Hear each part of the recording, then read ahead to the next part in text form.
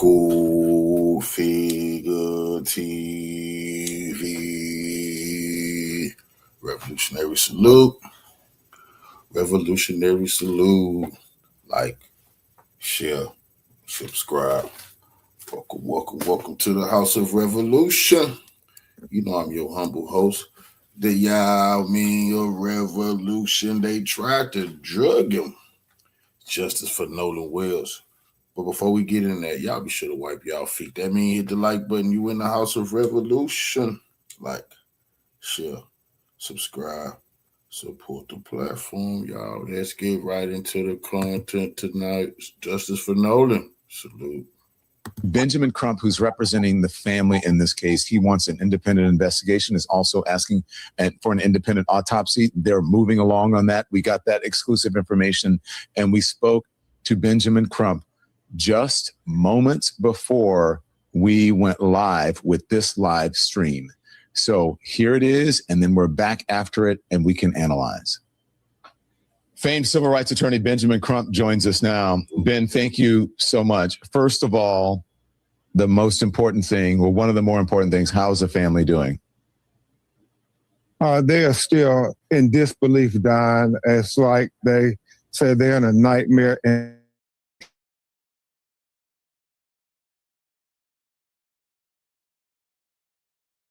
their son, who was set on Monday to have his tryouts because he is a Division II college athlete, and this was going to be his year. He was having workouts, he was doing training, and so they know that he was very focused on moving to a Division I program, and so they're just shocked that we're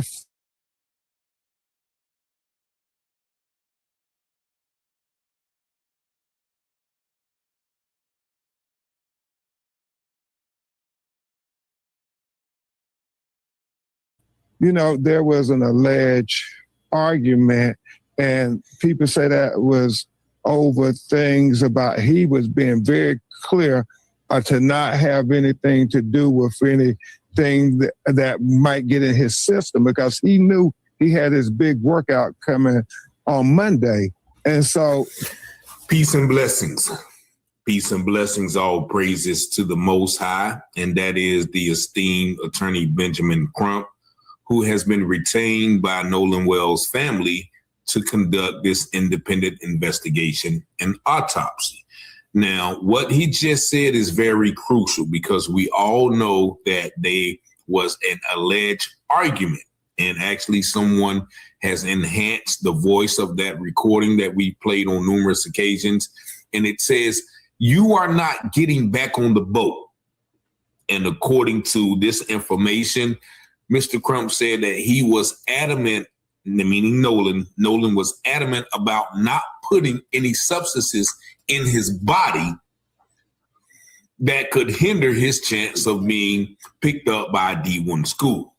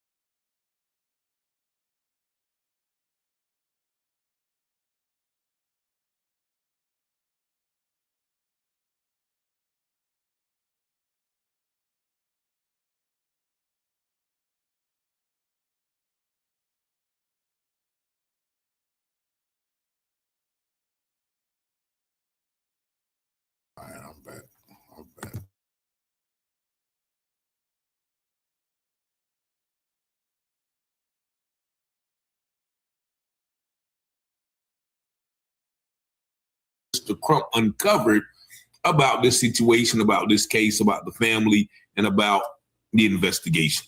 That's why they're like just not accepting any of this, Don. They are not accepting that their son just died by coincidence or accident. Ben, do we know what that argument was? Do we know specifically if it was Nolan and people with him? Well, you know, we have an investigator talking to some of their friends, and we're gathering information. And we get that information, we will share it because we want to be transparent. We don't want to speculate, but we want to investigate. And that's very critical here. That's why, Don Lemon, we are having an independent autopsy done on top of whatever autopsy was done by the state of Mississippi. We're going to have him flown to a medical examiner in Washington, D.C., where his body will be preserved to do an autopsy to study every aspect of if he had any physical injuries to his body beyond drowning. Mm-hmm.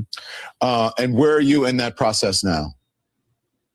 The body is going to be flown today. We expect to have the results of that independent autopsy on Friday. Mm-hmm. Ben, what does the autopsy show? Have they given you any information from the autopsy they did? What is that showing? They haven't given us any information. Obviously, they are saying it's an investigation going on. And, you know, at this point, I believe the sheriff said that they believe that he was left on something. We don't know what the story is, but they're saying it was an unfortunate accident. They're not telling the family anything about whether it was foul play or not. And so that's why the family is so desperate for answers, because they're saying, we don't want you to just wrap this investigation and say, oh, well, it was just an accident and sweep it under the rug. Mm. Are they saying anything? Are they declaring it a homicide, or they're declaring it accidental? What's the official cause now? And I know that can change, and that's why you're having your own independent autopsy and investigation. As far as we know, his mother, Christine, and his father, Elmo, say they haven't gotten any answers. They, have been asked to turn over his cell phone to the Mississippi law enforcement authorities. But even that is troubling to them, because they're saying messages that were deleted from his cell phone. So they want to try to dot every I and cross every T and investigate everything. They said it's very improbable that Nolan would not have wanted his cell phone with him if he was going to stay on the island. Mm-hmm. The deleted text messages on his phone, his parents found that? Who found that out? Now, well, they got his phone, so they're trying to figure out there's deletions on the phone, and they're trying to look at what is that about. There's so many inconsistencies going on, and so we're going to have, with our investigators and our associates, we're going to list all the inconsistencies down. We just got onto the case yesterday, so we have been staying up late with the family, talking to friends, talking to people who were there on that 4th of July, trying to piece together what really happened to Nolan Wales, what caused him to be a healthy, young college athlete and then to end up dead, washed up on the shore on Monday morning after 4th of July weekend. Just to clarify, you said you're doing your own independent autopsy. And Ben, you and I have been through, sadly, similar situations like this. But you have your own independent investigators, too. You're independently investigating this, I am sure. Absolutely, Don. We are leading this investigation from the parents perspective. The parents want to know objectively. They don't want to rely on the state of Mississippi investigation to be the end of the story here. And so as you reminisce, Don, there's so many cases that we worked on that it was our independent autopsies, our independent investigations that got us to where we were able to get some measure of justice, whether that was Breonna Taylor, whether that was Ahmaud Arbery, whether that was George Floyd, and all these number of tragedies where young Black lives were taken from this earth far too soon. And now here we are yet again. And I know it's challenging because when we look at the history of the state of Mississippi, it has not been what we call equal justice for Black people in America. When you look at the history of Mississippi, this is the state where Emmett Till was lynched. Mm-hmm. Look, I'm from one state over in Louisiana. So trust me, I know. And that said, Ben, there have been people who have been pointing out on the internet, some prominent people saying, imagine if the situation was reversed. If it was 3 Black boys or young men who went out with a white young man and the white young man ended up dead, imagine the outrage and the news coverage and the demands of investigations as well. Yeah, and that's the crux of the matter, Don Lemon. That's why I'm so grateful to you and your network for, at the very beginning, covering this matter. So often when Black lives are taken, it is the media of people who have compassion and care for our community that make mainstream media pay attention. And I think this is one of those situations. And if the crux of the matter, if these were 3 Black kids with a white kid and that white kid ends up dead after they claim they left him, they can't remember anything, but they have their cell phone, you have to ponder whether they would be treating this as a murder investigation or if this was what they call just investigation into accidental death. Mm-hmm. You have to ponder that. You can't be being honest with yourself if you say they would not have treated this investigation differently. Mm-hmm. Ben, was he a strong swimmer? His mother and father say he was a strong swimmer. He was an athlete. He was about to be a Division I wide receiver, Don. Athletes have to maintain their physical prowess. Their bodies are in extraordinary shape. And that's what they believe Nolan Wells was, an extraordinary athlete. And we'll stop it right there because that's a very important point. He was a great swimmer, so he wouldn't have been in the water in distress, and he wouldn't have been in the water anywhere. Now, the story is that he decided to stay on the island. But as everybody pointed out, even his parents, there is no way that he or anybody, I think, in this day and age would have elected to stay on the island without that cell phone. And as I mentioned, the audio from the argument has surfaced, says you're not getting back on the boat.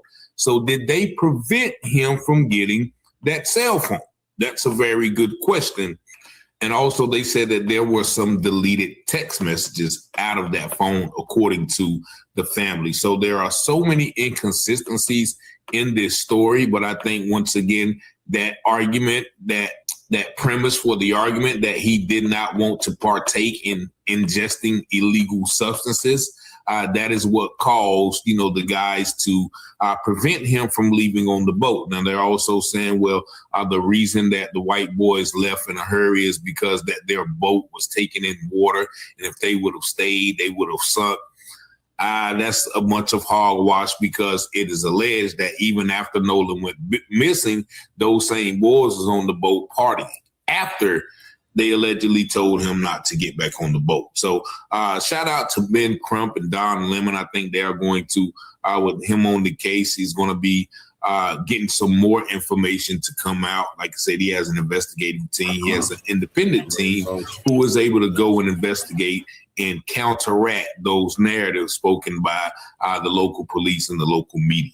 But once again, we're going to keep following the story. Shout out to Nolan. Rest in peace to the brother, parents, to his families. But we once again must keep reiterating, you can't be the only one. Can't be the only one. Y'all let me know what y'all think about this video in the comments. Y'all see the number 919.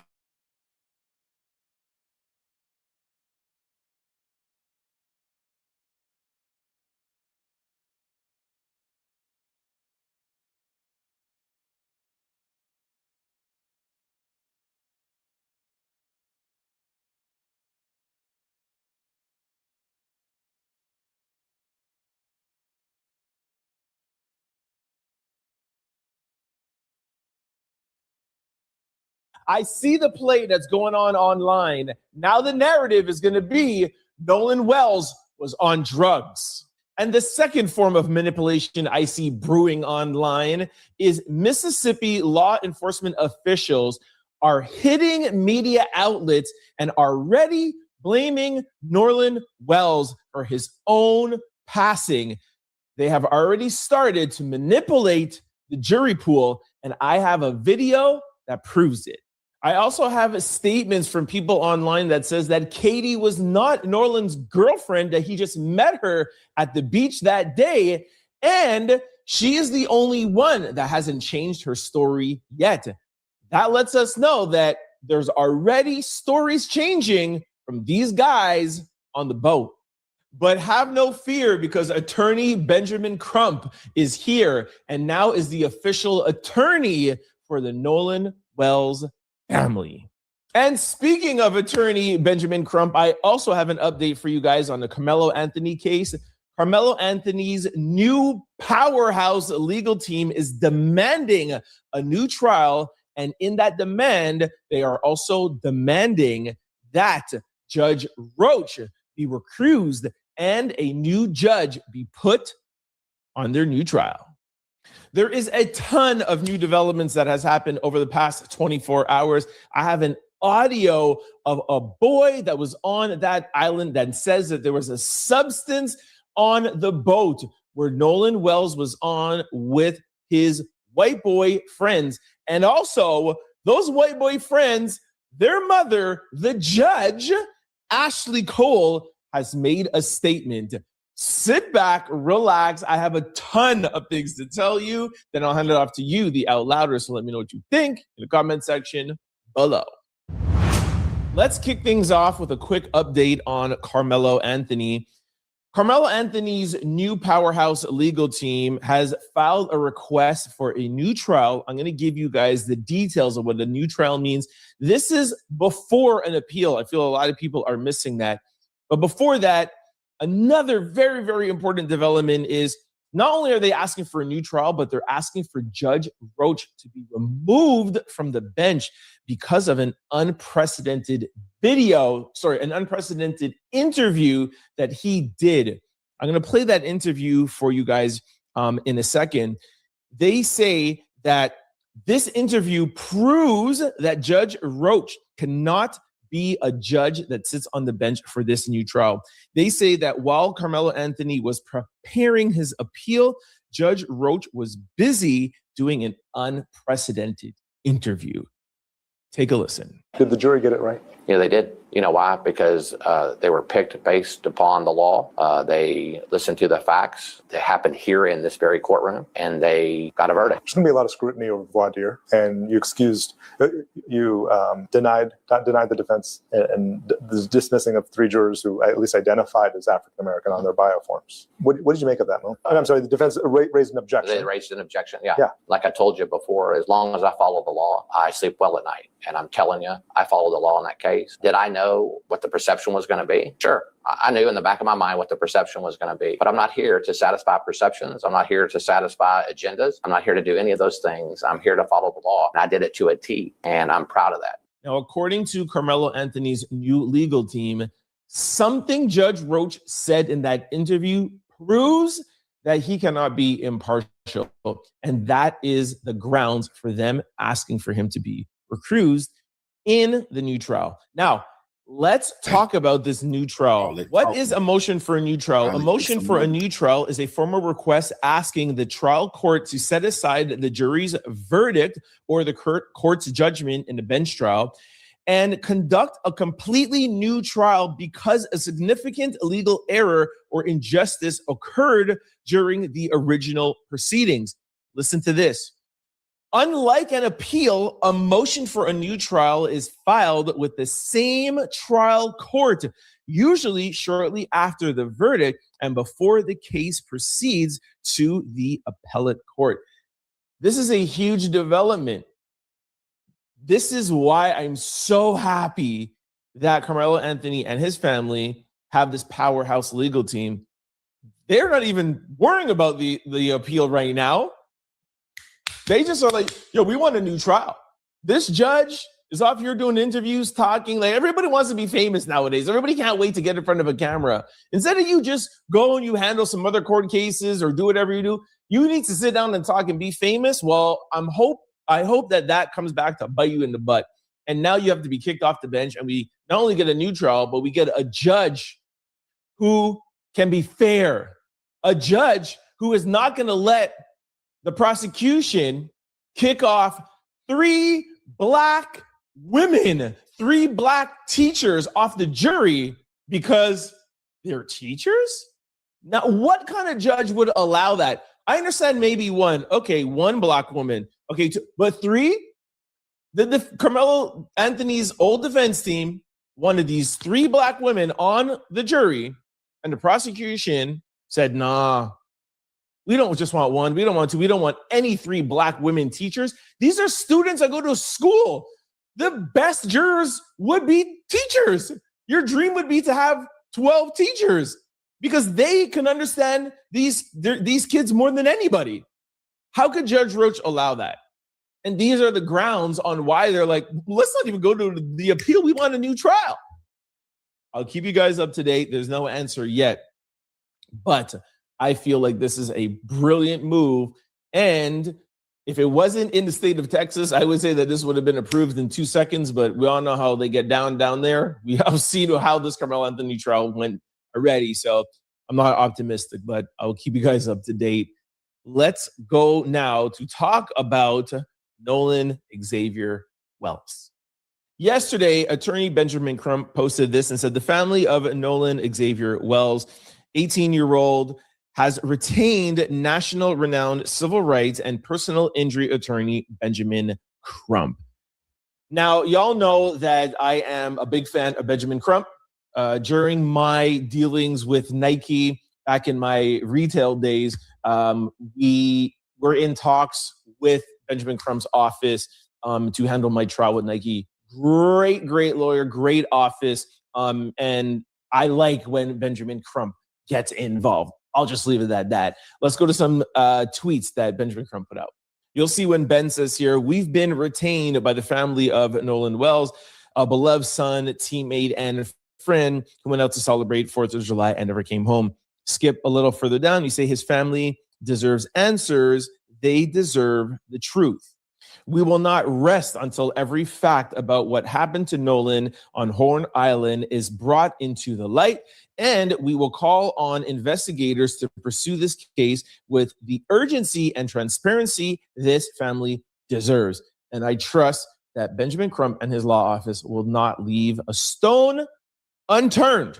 Now, talking about stones unturned, I got a lot more details that have transpired over the past 24 hours. Let's get to that. Now, there has been a ton of chatter on Facebook and other social media outlets of people that were there on Horn Island and people who know the main people in play. Now, I'm gonna show you guys 3 posts, mostly about Katie. Now, when this first broke, a lot of people thought Katie was Nolan's girlfriend. Now we're finding out that Nolan just met Katie that day on the island, and people are saying that's the reason why he stayed back. But let me cook. Nolan Wells' friends claim he stayed behind to be with Katie, a girl he met on the 4th of July on Horn Island. But people close to Katie are painting a very different picture after Nolan passed away. And you'll see here, somebody says, I know her personally in real life, and she's genuine and sincere about the situation, even though she never really played a part. She didn't even know him until that day, honestly. So if anything, everyone needs to be questioning the friends on the boat, those white boys. Definitely not the girl, Katie, he randomly met. And I don't want to hear anything about race because she ain't never been that type. Now, Grace replies to that person's comment and says, I've known Katie's since she was on 4th grade, and her story is literally the only one that hasn't changed. Meaning that those boys, Nolan's friends, are already changing their story, which we already told you guys about yesterday. But here is more confirmation that these boys' stories are rapidly changing. Now listen to this. Who was she on the boat with? Can't they back her up by saying that she was with them the whole time? Now that line kind of confuses me a little. Why does she need backup? This person is saying, who was she with on her own boat? Can't they back her up by saying she was with them the whole time? Now that makes me feel like Katie is saying that she wasn't with Nolan, because why would she need backup? Why would she need an alibi if she wasn't with him? That doesn't make any sense. If you guys remember, they're saying, the boys on the boat are saying, yo, we left him because he wanted to be with Katie. So if he wanted to be with Katie, that would mean that him and Katie would have to be together alone.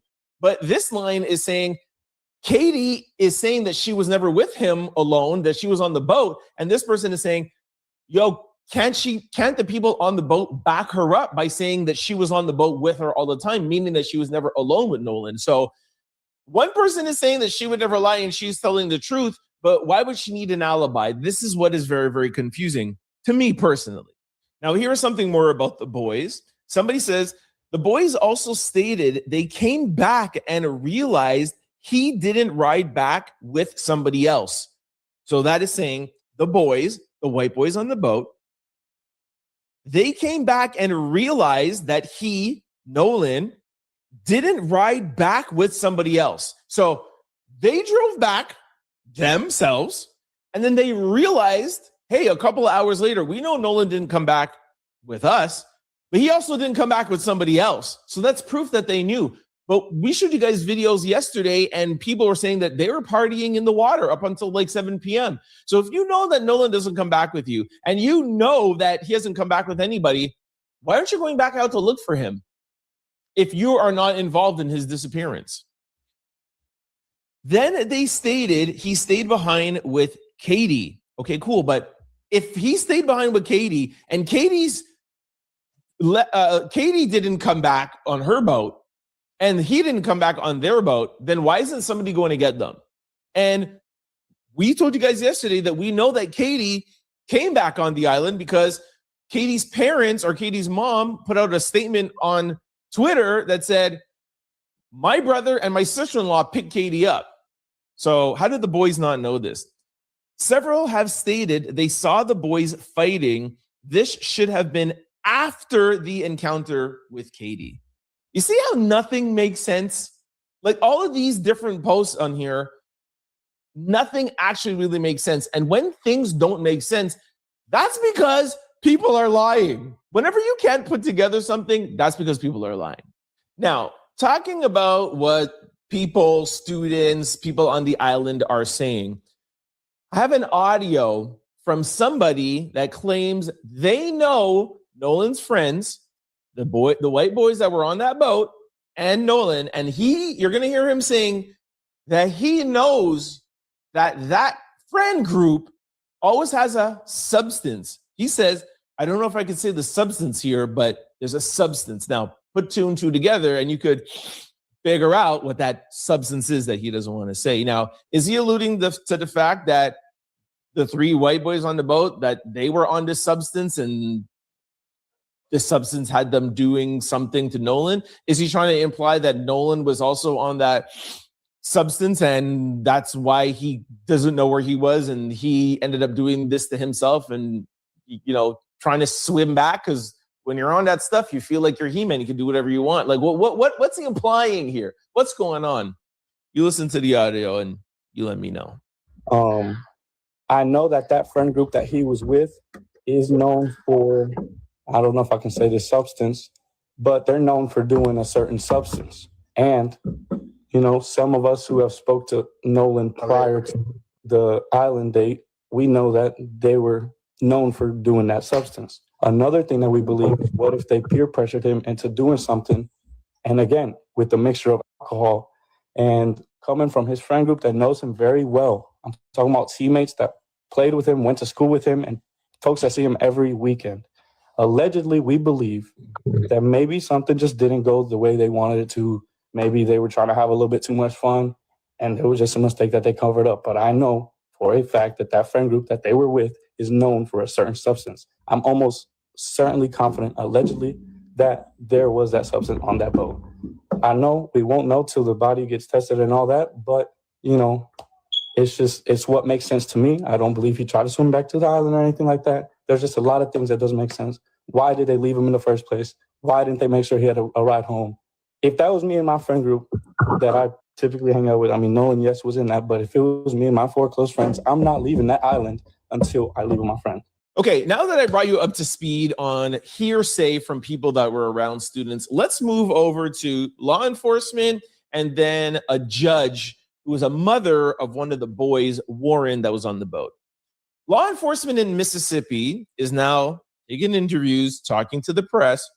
And if you ask me, they're already trying to taint the jury pool. I have a video that I'm going to play for you that you'll hear somebody from law enforcement that says, from what we understand, Nolan decided that he wanted to stay back on the island and he didn't want to go on the boat. From what we understand, sir, you're a law official.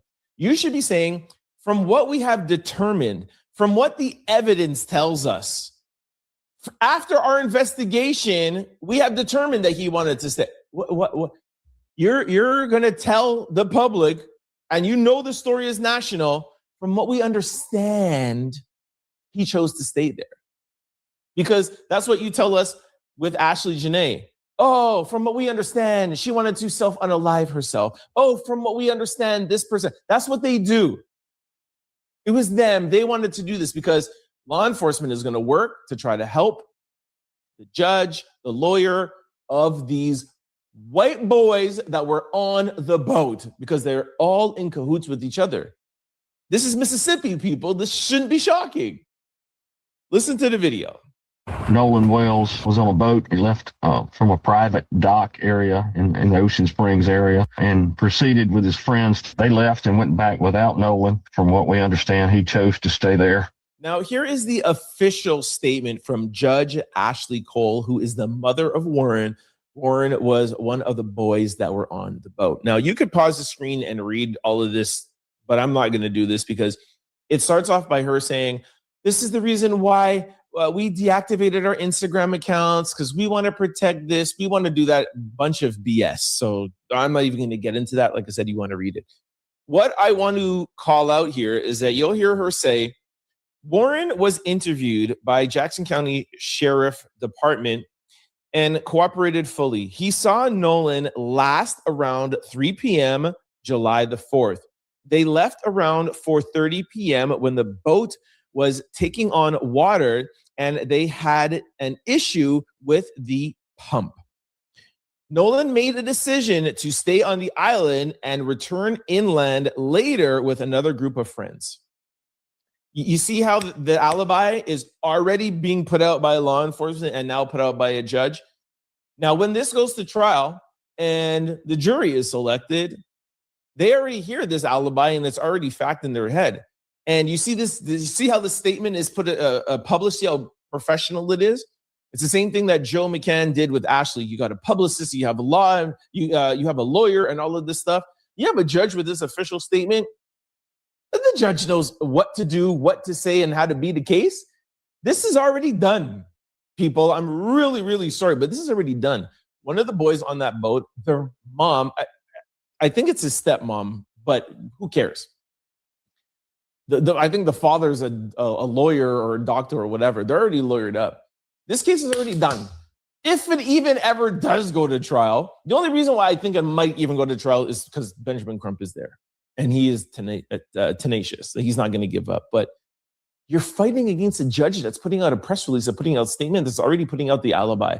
And you already have law enforcement going on news channels saying, from what we understand, he wanted to stay back. So it's already done.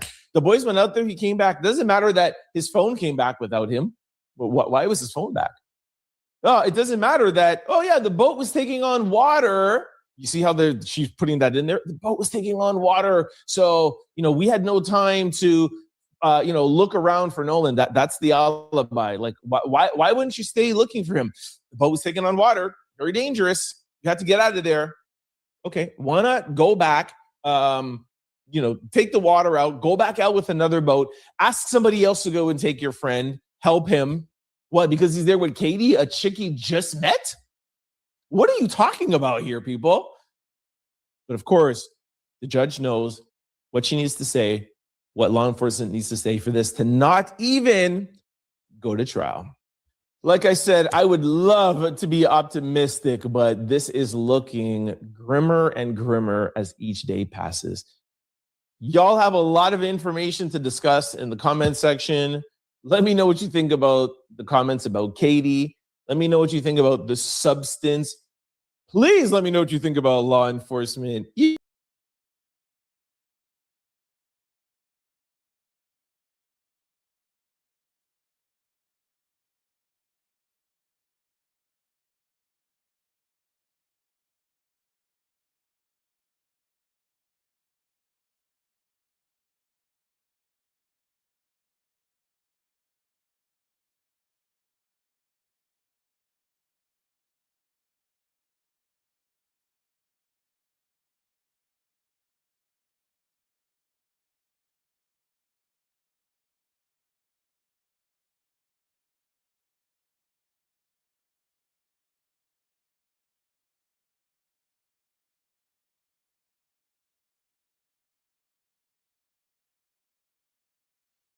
This is the exact reason I tell my kids, friend or no friend, you can't trust anybody.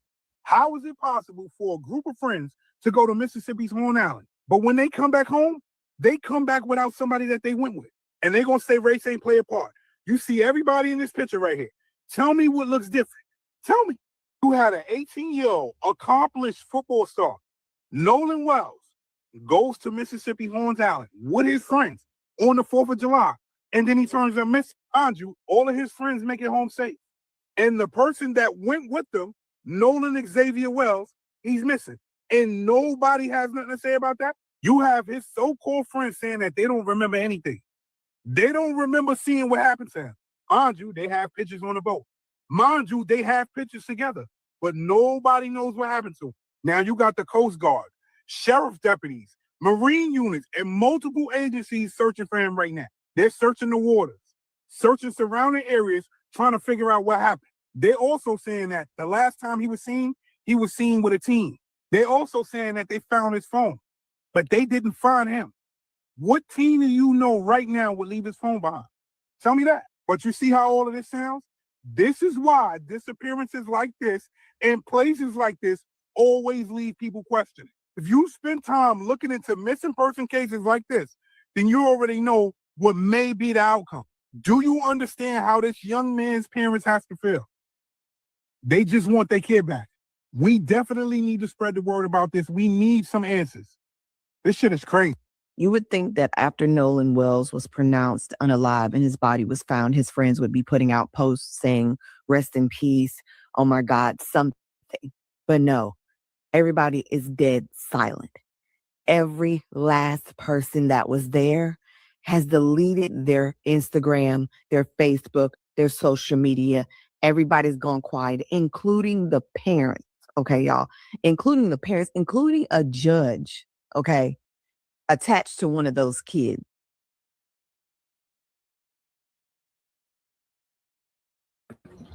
This is exactly why I'm telling you, in these instances where you see children and teenagers participating in living us, these parents, I'm telling you, racism starts in the home. They are learning this from their parents, y'all. We have seen it too many times. Not only too many times, it plays out the same way. They isolate you, they unalive you. They go back home and nobody knows what happens. We see it again. Another pattern, another teen will hook up with them or go to some party with them, and all of a sudden they disappear. These white teens and children go home. Nobody knows what happened. It plays out the same way every damn single time. It never changes.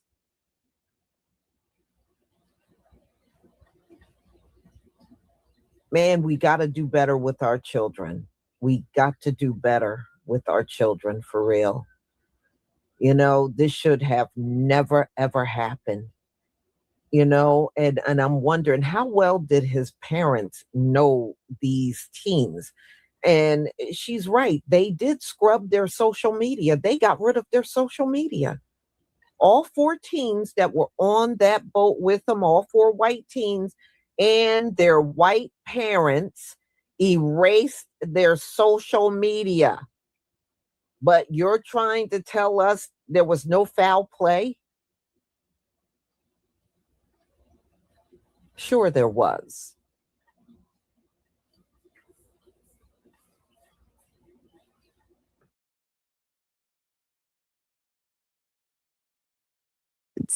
Everybody's going media silent. It only raises questions about this video that was being circulated on the internet with Nolan on the beach with those friends, and there's an argument that breaks out. Okay, Nolan is standing to the side, and there's a group of other kids looking at him.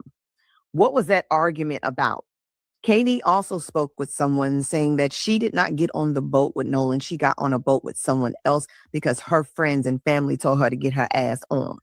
Nolan was supposed to get on a boat with his friends. It never happened. She doesn't know what happened. I'm going to say this as honest as possible. But if you're the only Black person in the friend group, there is a problem, because 9 times out of 10, you're going to be the victim. That's just it. Now, next up is the autopsy. And I hope they don't use anybody near that fucking place. Use somebody else and make sure they Black.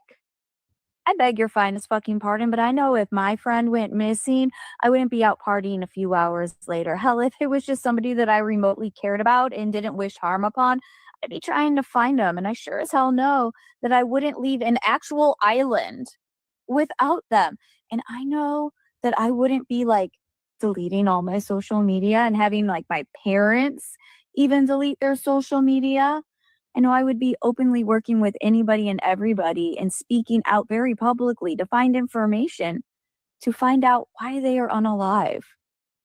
But no, that's not what happened to Nolan Xavier Wells, because those individuals were not his friends. They were not even his acquaintances. They clearly did not care about him at all or his well-being, because if they did, this is not the storyline that we would be hearing. This is not the timeline of actions that we would be seeing. The fact that one of those kids lawyered up as soon as news broke about Nolan Xavier Wells' disappearance, we all knew how this was going to end up after that moment. This happens so much in our society that I fear that people just expect it now because it's all too fucking common. But we all know, had that picture had been 3 Black teenage boys with 1 white teenage boy, this would be all over mainstream media and the president would be fucking talking.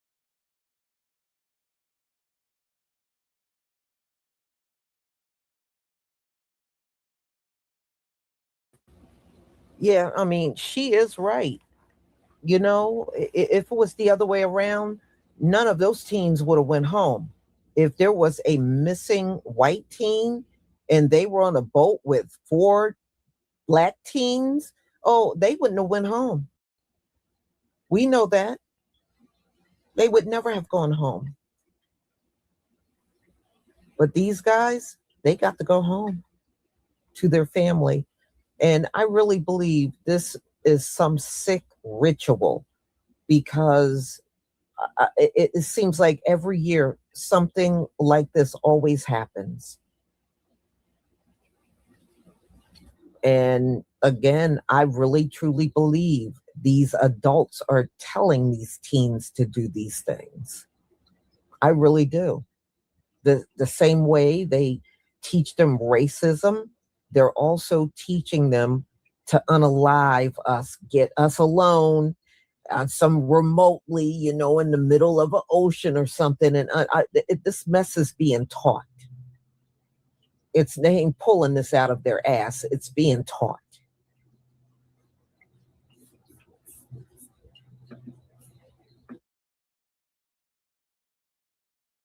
Talking about it right now. We all fucking know that. Rest in peace, Nolan Xavier Wells. And I truly hope that your family finds peace and you receive justice, because this is so fucking wrong and we need to keep his name alive. This has to stop in our country. Me, Ashley Cole, who's a judge in Mississippi, who's also been identified as the stepmother of Warren Hudson. One of the little boys that was on that boat when Nolan didn't come back. And now his family has to grieve and seek justice because of something that happened that they refused to cooperate with the family about. Let me give you a little insight on why Judge Cole is Exhibit 1 as to why this family needs their independent investigation. You see, it's attached to people who are judges, who are lawyers, firemen. We're talking about connections to cover shit up. Let's talk about her. One of the most important reasons why Nolan Wells' family is going to need an independent investigation is because of this lady. You may remember her because there was a case in Mississippi that involved exchanging children, and the mother was unalived by the child's father because Cole refused to allow her to exchange at a police station where it was safer. Instead, she was shot and unalived by said father during a drop-off. Y'all remember Aubrey Wyatt? This judge ordered her mother that she could not post anything online about her daughter's way out because it would bring too much attention. So when we're talking about an independent fucking investigation, she is red flag number 1. Yeah. If you think they are not covering shit up as we speak, she is exhibit number fucking danger 1. It just so happened her stepson was present during the last moments of Nolan's life, and they are refusing to cooperate and give the family answers. I have attached the family's GoFundMe because they're going to need the independent investigation, because I'll be damned if they play in the Wells face in broad fucking daylight. Now, after seeing the pictures and the videos of him arguing with his friends, come on now, man. Come on now. Case closed, right? Case closed. They had his cell phone and they gave it to his mother. Are we serious? I don't know why I feel like this is like going to be the same thing as like Carmelo Anthony. Like, justice is not going to be served, even though the evidence is like right here in our fucking faces. And mind you, I'm so sick of the racial tension in America. Like, it's so exhausting at this point. Like, I just want justice to be served, bro. Like, this type of shit keeps happening over and over and over. And even when we have the evidence like directly in our face,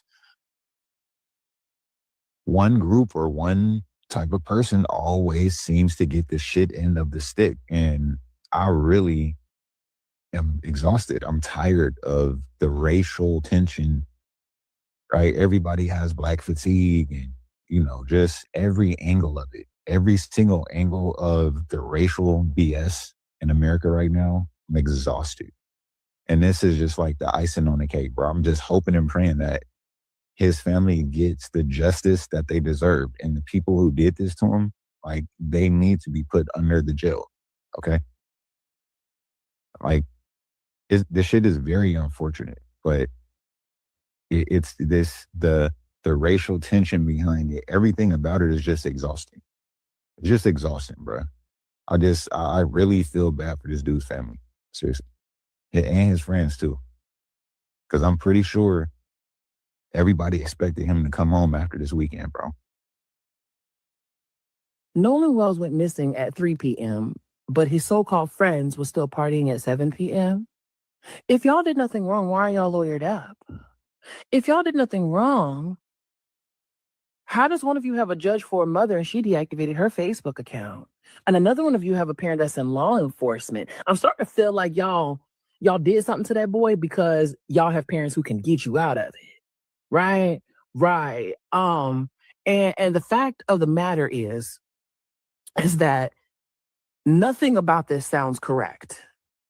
The story's not making sense to me, because how do you go out there with him and then you come back without him? No real friend leaves their friends behind. Okay, because if my friend starts getting missing at a certain hour, I'm not going to relax till we find my friend. Right? Right. And see, I'm trying my best. To say this as cool and calmly as I can, y'all, because I'm mad. That baby was only 18 years old. And I'm noticing a pattern that when one of ours goes missing and turns up dead, y'all always seem to have a picture right before it happens. But then again, hunters love taking pictures with they kill. May anybody involved in Nolan Wells' demise, may you go straight to hell and never know a day's worth of peace. Secret Service Sam here, and this Nolan Xavier Wells case is just not sitting well with anybody, especially people in the Black community are not trusting what happened. They're not believing that this was some type of accident. He was allegedly going to see a girl, and so I guess a guy named Warren, one of the friends, left him behind. He went on another boat. There is video circulating online that almost shows that there was some type of potential altercation or fight that took place. Then it turns out one of the kids who made it back safely, their parent is a judge, and all the kids are lawyered up. Why would you be so lawyered up so quickly if there was nothing that you did wrong? Now, this is reminding a lot of people of Tamla Horsford, who died on November 4th, 2018 in Cummings, Georgia. She's a Black mother of 5. She attended an adult sleepover with mostly white female friends. The next morning, she was found dead in the backyard. Official investigations by the Forsyth County Sheriff's Office and the Georgia Bureau of Investigation concluded her death was accidental as a fall from a backyard deck. How do you just fall from a backyard deck?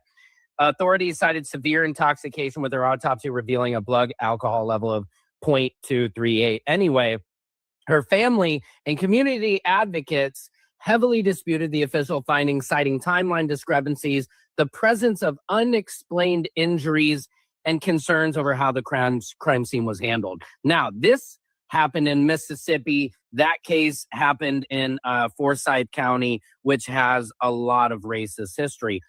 We need this to be transparent. This continues to happen in the Black community, where what are the chances that every time it's a group of all white people and like one Black friend? Why it's like a horror movie where the Black person has to die first. It just doesn't make a lot of sense. People are not going to let this sit at all. And when you have Cyrus Carmack Belton, then you have Carmelo Anthony, then you have to understand how painful this is to the community, that continually they're taken advantage of. And then when they claim something like this is racially motivated or whatnot, they're called victims, or they're saying, oh, you're just searching for something. Why are the boys lawyering up? Why did the boys have the kid's cell phone? Why did he have Nolan's cell phone and give it to the mother? You know how kids are, and all of us are with our phones. They are glued to our hip. How did the phone make it back, but he didn't? Something is suspect here. This is Mississippi. We've all seen Mississippi burning. We need justice for Nolan. Secret Service Sam out Samson for president of the world. Normally, I try to stay out of Black people's business, but I want you to know that we know that they killed that boy. He was the only Black gentleman in a group of 4 boys in Mississippi, and an altercation broke out just as Nolan was talking to a female, talking to a girl, excited about talking to a girl. How much you want to bet nobody liked that he was in Mississippi talking to a white girl? Now, I'm not going to pretend that I know the racist experience. I'm not going to pretend I know the Black experience, but I know the same thing that I knew when Pamela Horsford died. And that is that a single Black human does not go out or into a group of all white people, come out dead. Nobody knows what fucking happened, and it's not their fault. There is a reason they say, don't play in the snow by yourself. It's cold. And that's all I'm going to say. I'm just want to say that I am terribly, terribly sorry to his family. And I am terribly, terribly sorry about what happened to him. And we all know they fucking did it. And I want you to know that we know they didn't. A grown Black man does not go out with a bunch of white fucking boys in Mississippi, hear that he's talking to a white girl. He disappears. Nobody knows what fucking happened, but now his body's there. No, I'm sorry. Fuck off. We know what happened to that boy.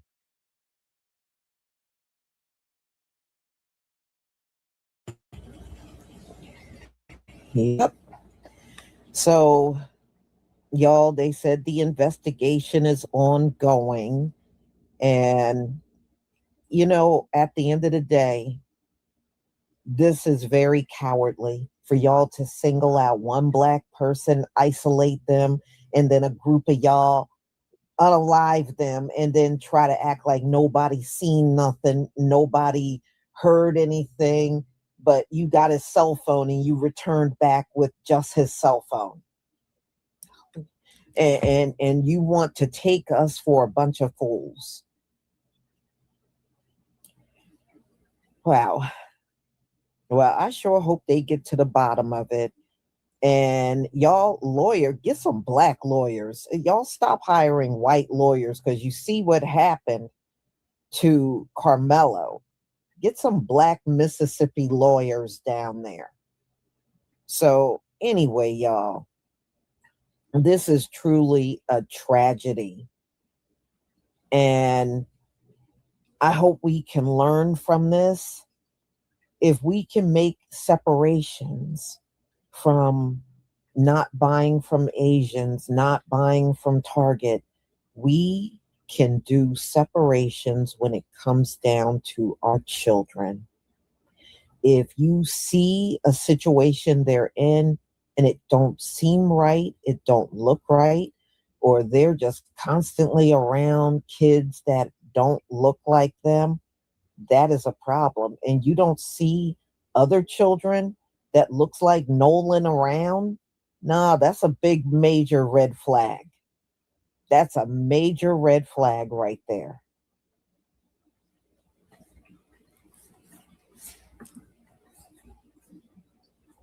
Andre Williams, thank you so much for the super chat. Peace and blessings, ma'am. Thank you so much. Thank you so much for your contribution to my channel. Eric Tinsley, thank you for the super chat. Shalom, Sister Lisa. We have to stop trusting our enemies. They will never love us. They will never change. Stay away from these raging heathens. Israel for Israel. Thank you so much for your contribution to my channel. I deeply appreciate your support.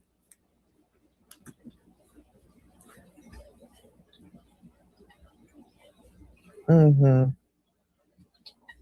And look at when they did this, y'all. America's 250-year anniversary. That's the same day they unalive this brother. But like I said, the story just don't sound right. And the fact that they went partying, they never cared about him at all. No, you would have said, you know, where's my friend? What happened to him? I need to know. We're not leaving until we find him. You know, that would be a normal reaction.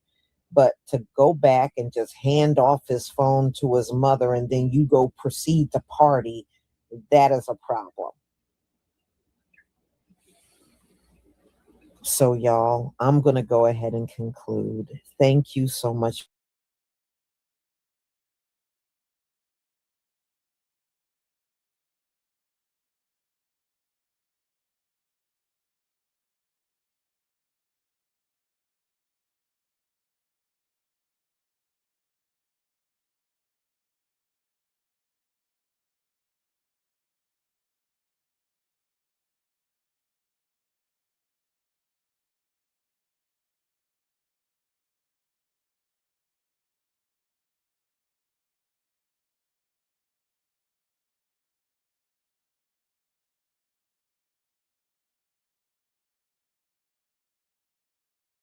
All right, y'all. So by now, y'all already know what's going on, man. Nolan went out there with them people, ill-advised, and he never made it back home. And the whole story sound messed up. Nothing makes sense. Nothing is adding up. The kids then deactivated their social medias. Most of them then lawyered up. How the hell you come back without your friend, but you was able to grab his phone and then give it to his parents? Another thing is this. Y'all say y'all didn't see the boy since like 3:30, 4:30, but they got people on the boat who saw him as late as 7:30. So it's like none of y'all stories is making up. But this video gonna be basically a compilation of white people telling black folks, hey, bro, stop sending your kids over there and letting them be the only black kid over there. Matter of fact, your grown ass don't even need to be the only black person in no all-white event, bro. Hype me up. Hype me up. Hype me up. Nolan well. What in the actual is going on down in Mississippi? So listen, if you got a little time, let me walk you through this, because this shit is wild. I try to stay out of it until you get all the details, but since they're circling the wagons and refusing to help authorities, I'm going to tell you what I think is going on. This picture right here, you will see Nolan and 4 of his friends that went on a boat party on July 4th. Only 4 of them returned without Nolan. His cell phone back to his mother. What the claiming they haven't seen him since 3 p.m. These people right here remember seeing them partying and throwing beer cans and causing a ruckus and starting fights all the way up until 7:30 p.m. You want me to believe a friend of yours that you've known for years goes missing in Mississippi for hours and hours and hours, and you not only don't look for him, but then you go home without him, without calling the cops, and you just bring his phone back to his mom. And then there's this video right here.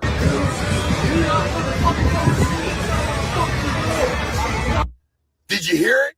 There is clearly an argument going on shore where they clearly say, "F you, you're not getting on the boat." Even though they didn't have time to call the police or start an investigation right away, they had plenty of time to deactivate all their social media. Not to mention, these little parents are judges, doctors, and other high-ranking members of the community. Let me see if I can play out what exactly happened here.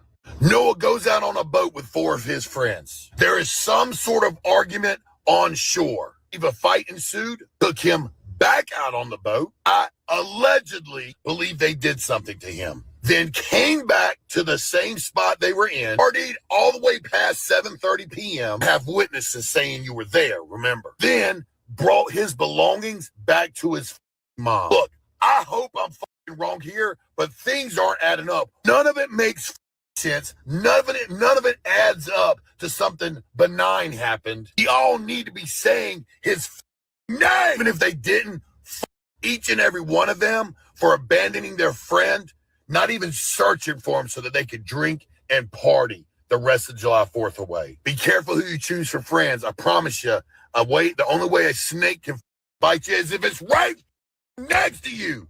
Rest in peace, Nolan. Hey, bro, white folks saying the quiet part out loud, dog. Now, look, that go to show you something, man. I was telling a white dude I stay at the pool hall, but I was like, bro, you know what's crazy? When we saw that image with them 4 white boys and it was just him by himself, every black person unanimously said, that man dead, bro. It is what it is. I saw people praying for the best, but we was expecting the worst, dog. It is what it is. It's sad when unanimously we all just ain't nothing good coming out this situation, bro. You might as well brace yourself for impact. We're talking about his mama and his daddy, bro. They did it. As soon as I saw this picture, first thought of my mind was these a kid. It was literally the first thought I had in my head. I hate you racist pieces of shit. They did find his body, so we'll have to wait and hear what the coroner has to say. But knowing how the cops operate, they'll probably rule it a just like they did that black kid that hung himself with 2 broken legs. With 2 broke legs. Yeah, that happened too. That was last year. They claimed a kid with 2 broken legs hung himself. You white supremacists got another thing coming because you're going to have to deal with people like me. Hey, man, there are a lot of. There's a video of a white lady who is literally missing an arm. She was driving with her left arm on the steering wheel. Cop passes by and said, "Hey, I saw you talking on your phone." And she was like, "With this one? With this hand?" He said, "I saw you using the phone with your right hand." She ain't got no right hand, and he stuck with his story, bro. The case was thrown out, obviously, but their first nature is to lie. Straight up. It is what it is. The way this country talks about black victims versus white victims is disgusting. Nolan Wells' body was found yesterday off the coast of Mississippi. If you didn't know, he was presumed missing and dead on July 4th. It is America's 250th birthday, and we're still dealing with this. He was celebrating with his friends for the 4th of July, and there's now circulating video that is going very viral of what looks to be him and his friends that he went with on the beach, and there's an argument. There's yelling happening. In the video, he looks to be very calmly standing still looking at his buddies. And somehow, the conversation is about his behavior.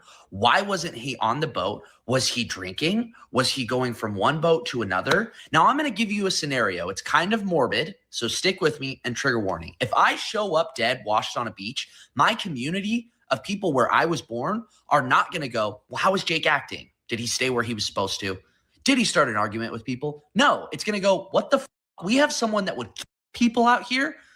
Jake, I love that guy. He plays for the football team. I'm just putting myself in Nolan's shoes. Nolan plays for the team. He's friends with those people. And the conversation is about his behavior. Just so frustrating. Like racism is still alive and well just in the dialogue. Just in the dialogue. As simple as that. I just want this country to do better. And I see a future where we just stop with this and start going like, man, this kid was like his on the 4th of July, he is celebrating with everyone. And he can't even do that.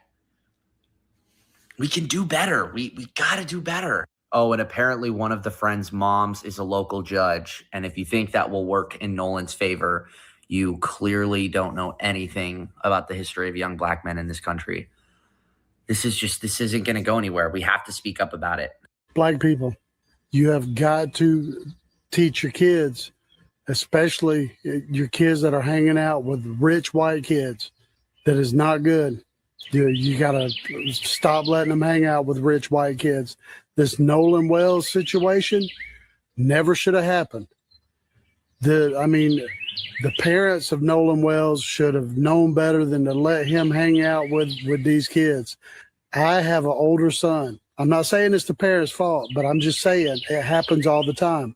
My older son is half black. He looked more black than he did half.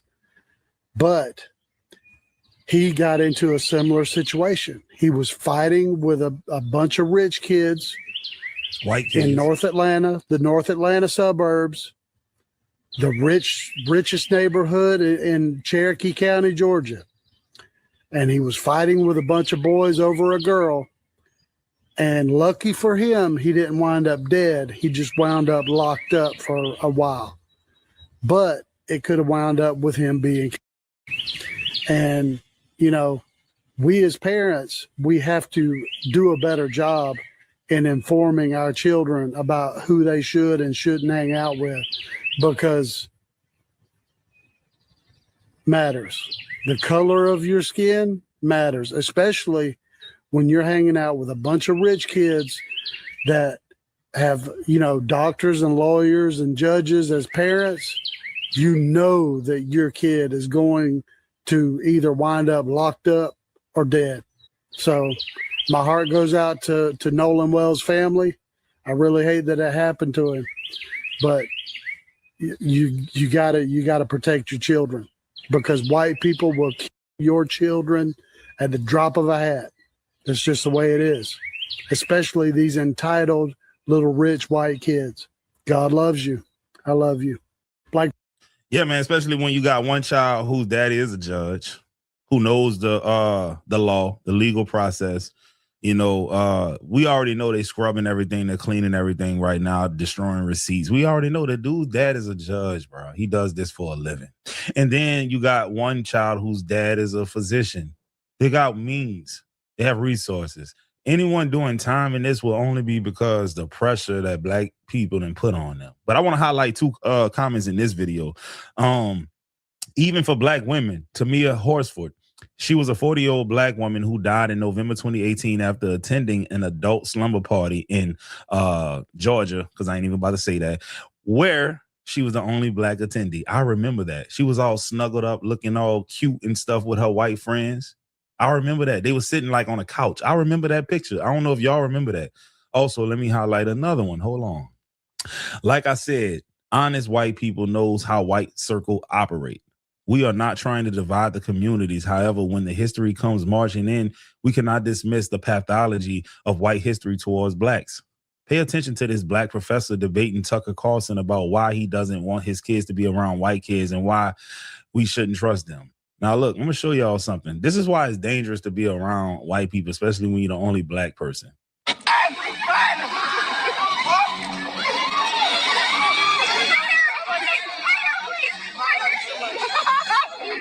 It's like they can't control themselves, bro.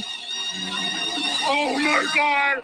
Watched that video and I didn't find it funny at all. Because for one, I'm a black woman. For two, we have a different type of hair texture than any other race in the world. I asked them multiple times, no, please, no, I just got my hair done, please, no. They still proceeded to pick her up, throw her in a pool of water, and laugh. And even when I opened up the comments to the video, people were still laughing and excusing the behavior. Well, she shouldn't have went to a pool party. Well, why would you go to the pool party? They discarded anything of them telling her, no, my hair. And this is the same situation. I hate to compare the two because one person just died.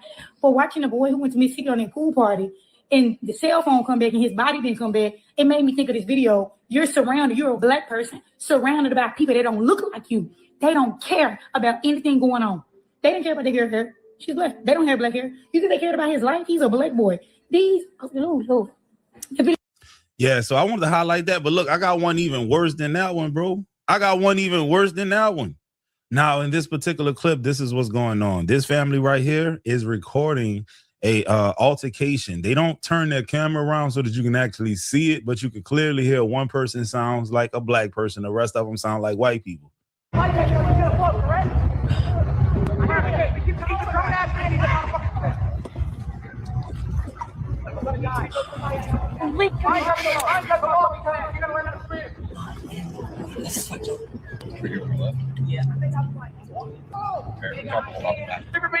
You can swim down, Remy, you fucking retard. I think I'm thinking. Bro, how am I gonna get you back home? You don't think I'm like gonna be worried? Hey, your mom is always worried about you. I think that's why. Your dad's I'm looking at you. You okay? Are you okay? Yeah. Okay. I was okay getting over here. They think I'm about to swim back. I can't even swim. Good job right now. You get what I'm saying, bro? Think about it too. And the thing is this, a lot of y'all say y'all got white friends and all that kind of stuff, which is cool if that's what you want to consider them. But you know, had that been me and my family in the position of these white people, I'd have been like, say, bro, you good over there, dog? What's up? You straight? It would have been an intervention, bro. Like, there's no way I'm gonna sit there and watch these people try to coerce him into swimming when he knows well he can't swim. That's what type of man I am, bro. Like, a lot of black folks, dog, we get a bad rep. But man, when we see something going down that don't sit right in our soul, our spirit, dog, we oftentimes intervene. Just like those two brothers who basically barricaded this suspected vehicle that they thought was involved in a human trafficking crime. They barricaded it in, just so happened to find a little girl in there that had been missing because they intervened. I don't know if no other race of people would have did that. I'm not going to say y'all wouldn't have, but man, I hear oftentimes black people doing that, bro. Like, we ain't going to sit up there and just watch it and mind our own business. That's the one time black folks ain't minding their business. And this is like one of the few instances where I would say white people do mind their business. Because let you be jogging in their neighborhood and they don't like it. They're calling the cops, the white ones. Racist white people will wait as long as it takes. You hear me? They'll wait as long as it takes to snake you out. So when you're the only black indigenous one in the whole entire group, and all your friends are the whites, hey, that's not a safe thing. It's really not. And let me tell you something: having fair skin and being the only one that looks like myself in a group full of people that are indigenous and melanated, I've never felt threatened, not once. You hear me? You know how many times I felt threatened or felt like I had to worry about anything? 0. Because the black indigenous people do not do that sneaky. Yes, there is something to do that do whatever. That's in every race. But like I said, they're not gonna befriend you. If you wanted them, you wanted them. If you in, you in. Now these white people in the case of Nolan Wells, right here, these white people in the case of Nolan Wells, how is it the only one that goes missing is the melanated man, the melanated young brother? How is he the only one that goes missing? Nobody knows anything. No, you white people know exactly what happened to him. Y'all know what the fuck y'all did.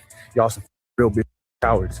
Like I said, don't surround yourself with all white people if you're the only one of darker skin. You hear me?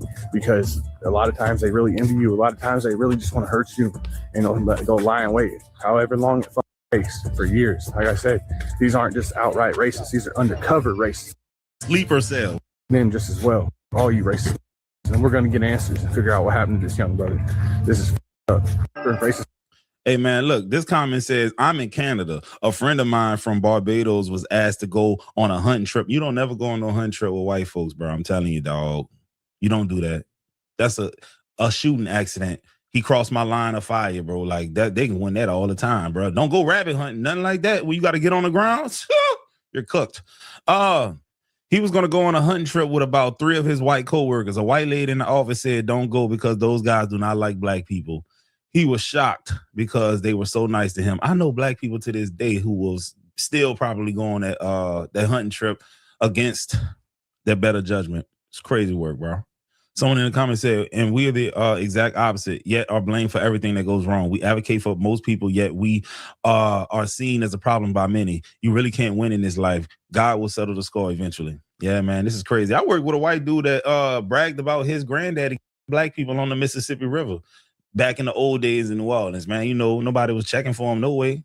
Black people are second-class citizens and stuff. He said you catch one of them slacking off, leaning over the railing. He'll come grab him by the ankles and just flip him overboard.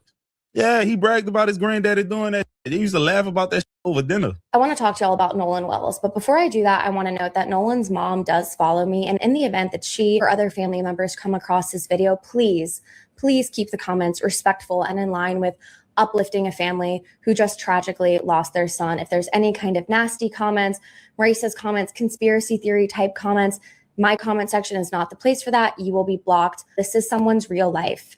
Okay, this is someone's son. This is not a fodder for content. This should not have been Nolan Wells last summer. Nolan Wells was someone's baby. He was 18 years old, set to turn 19 next month, set to go back to playing football at his local community college. He was very well liked. He got along with everybody. He was radiant. He was a leader. And he went out with 3 friends. They went out to an island. His 3 friends returned to the mainland without him. And all 3 of those friends are white. And I know that when I say that, there are white people watching this who are immediately going to say, well, we don't know what happened. And y'all, this is the difference. If the situations were reversed, if the circumstances were reversed, and it was 3 black boys who took a white boy out, and the 3 black boys came back and the white boy did not, it wouldn't matter that they didn't know what happened. Those 3 black boys would have been in handcuffs. Those 3 black boys would still be in questioning to this day. I can see the Fox News headline now, right? They would have used it as proof. See, we told you black people were dangerous. We told you black people were bad. I've seen no such headline on Fox News about this. Have you? Even though, you know, we know that white men are overwhelmingly responsible for situations of mass violence across the US. And I'm not saying every white guy, right? I'm not saying that. Here's the thing. Acknowledging that Black people are in danger in this country, often at the hands of white people, often at the hands of white police officers. Acknowledging that reality, because it is a reality, right? It's not a theory. It is evidenced by so much data and history and lived experience. Acknowledging that reality as a white person does not make you inherently dangerous, but refusing to acknowledge it does. We have to be able to recognize the double standard before we can do something about that. And genuinely, because I know there's people with all kinds of belief systems who follow me, I want you to sit with that. What would you think if you saw 3 Black boys had taken a white boy out and the white boy didn't return? What would you honestly think? Throughout history, our criminal justice system has never waited to wait and find out what happens when it comes to incarcerating Black people or punishing Black people for crimes they didn't commit, or even Black people for crimes that they did not commit. That is just the truth. And that is all I'm trying to say here. Yeah, man, dog. She said a lot right there, but she ain't lying, bro. If the shoes were on the other foot, if the roles were reversed, first of all, ain't no Black dudes finna do that. They know they going to jail. Boy, a white boy don't come back from the woods, from the water. Man, we gotta find this dude, bro. They would have started their own rescue team, bro. They own search and rescue, bro. Before the laws was even called. Hey, bro, we gotta find him because you know what they gonna say. You know what them people gonna say about us, dog. We cooked if we don't find them, dog. Alive, straight up. All right, guys. Well, that's the end of the video, man. Listen, if you got children and they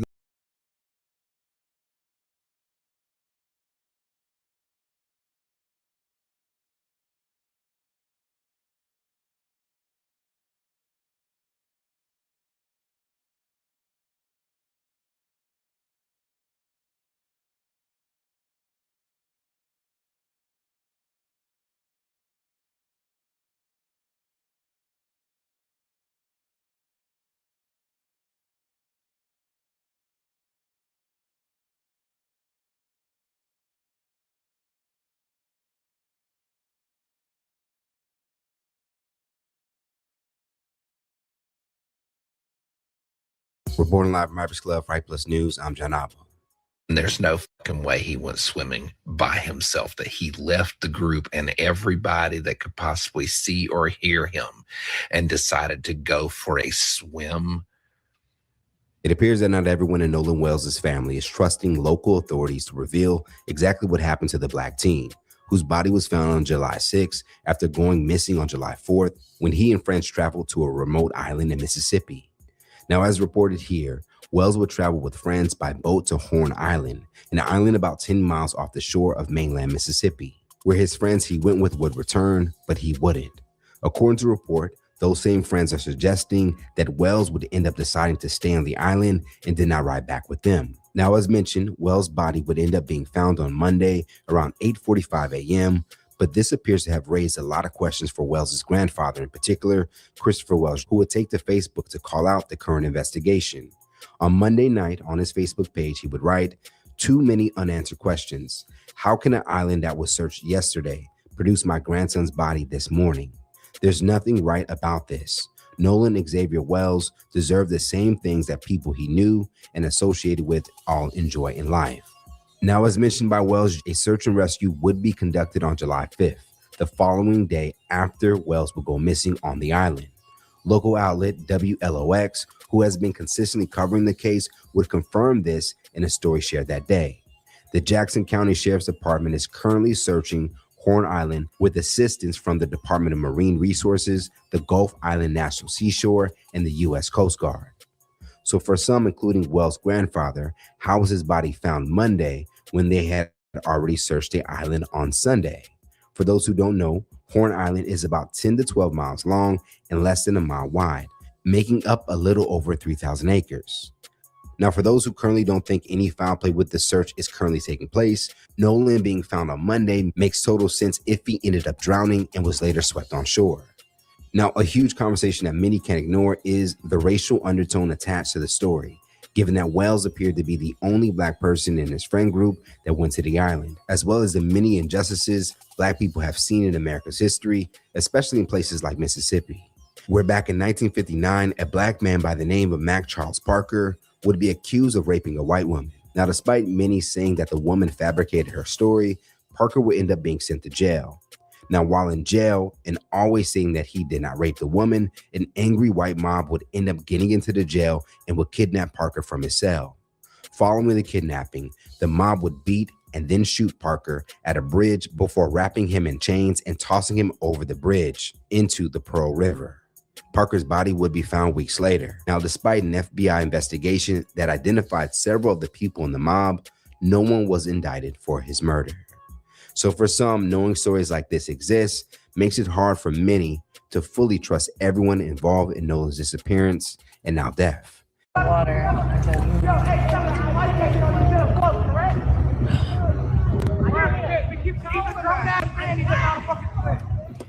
I'm a fucking life jacket on, Marquise. I'll just wait. Bro, you have a life jacket. Bro, I'm black. It doesn't matter. It's not gonna save me. Oh, yes, it does. Bro, I'll just find a way. Hey. Yeah, they think I'm about to go back. Bro, you have a life jacket. I'm gonna die. I'm standing right now. Hold on. Talk to this like, hold on. Put your handle right here if you want. Yeah, I might drown. You won't drown. Bro, you won't drown. Try to get over there. You're not gonna drown. I promise you won't drown. There you go. Thank you. What's your name? Hey. What's your name? My name is Marquise. But everybody calls me LeVar because I go to like Danella. Are you okay? Are you okay? Ma'am? Are you okay? Yeah. Okay. I was okay getting over here. And they think I'm about to swim back. I can't even swim. Doing a good job right now. Talk around for this. And it's my first time here. It's your First time? Well, welcome. Yeah. How'd you get over here? Yeah, what They made me happened? take that way over there, and they had 2 life jackets on. I'm glad we ran into you. I'm never coming back with y'all. We told you if you were coming, we had a life jacket. A life jacket. Same thing for a big kid. This for a little kid. That's scary though if you're not used to water. Yeah. I just swim my pool in my backyard. Yeah. Spring water's different. It's a lot different. You know. We're almost there. I know, it's really strong. And there's a current. You're welcome. Yeah, I'm never coming back with y'all.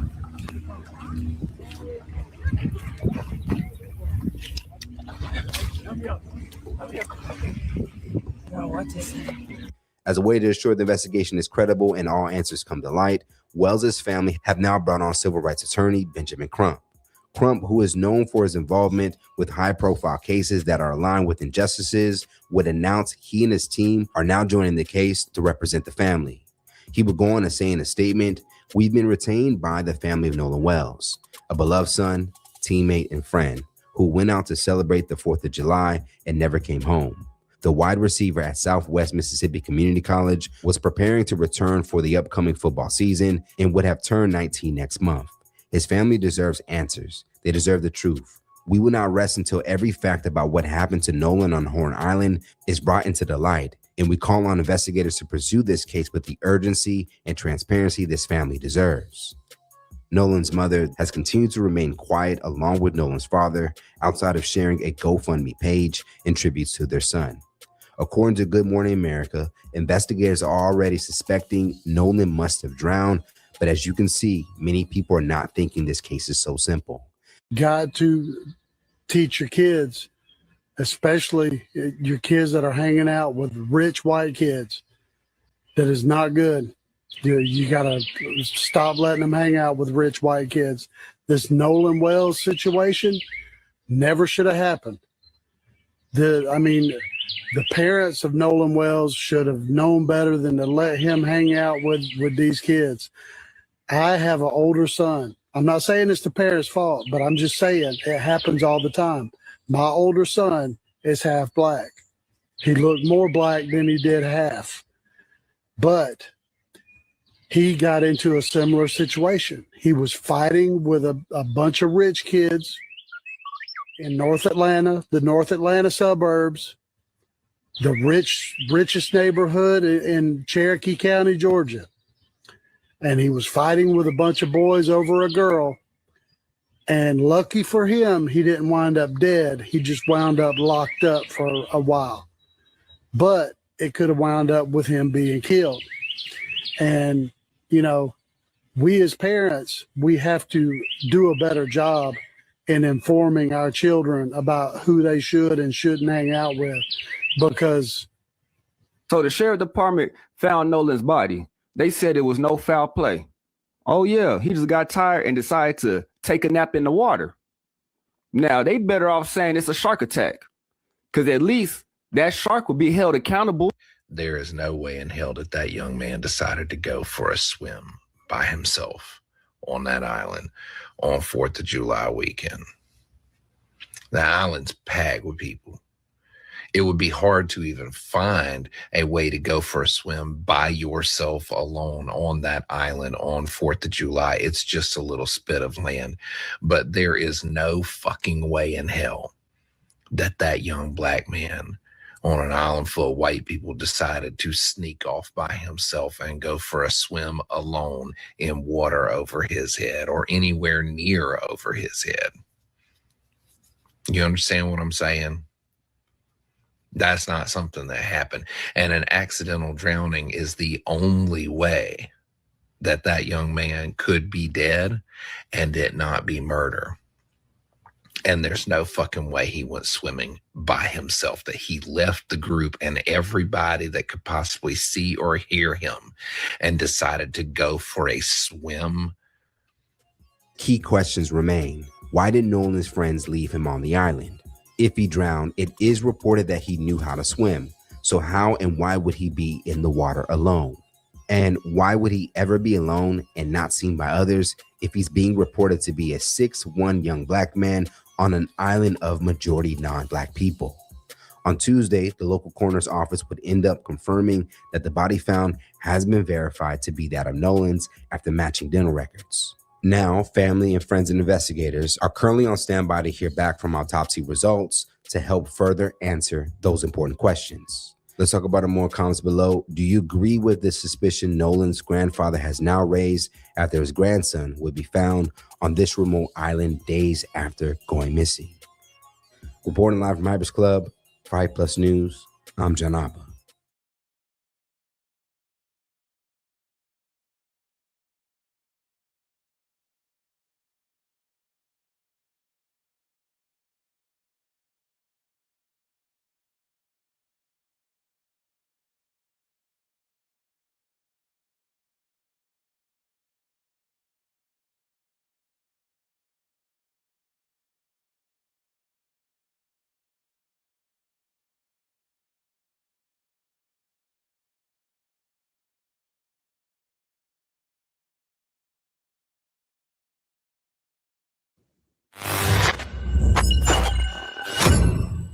Willie D Live.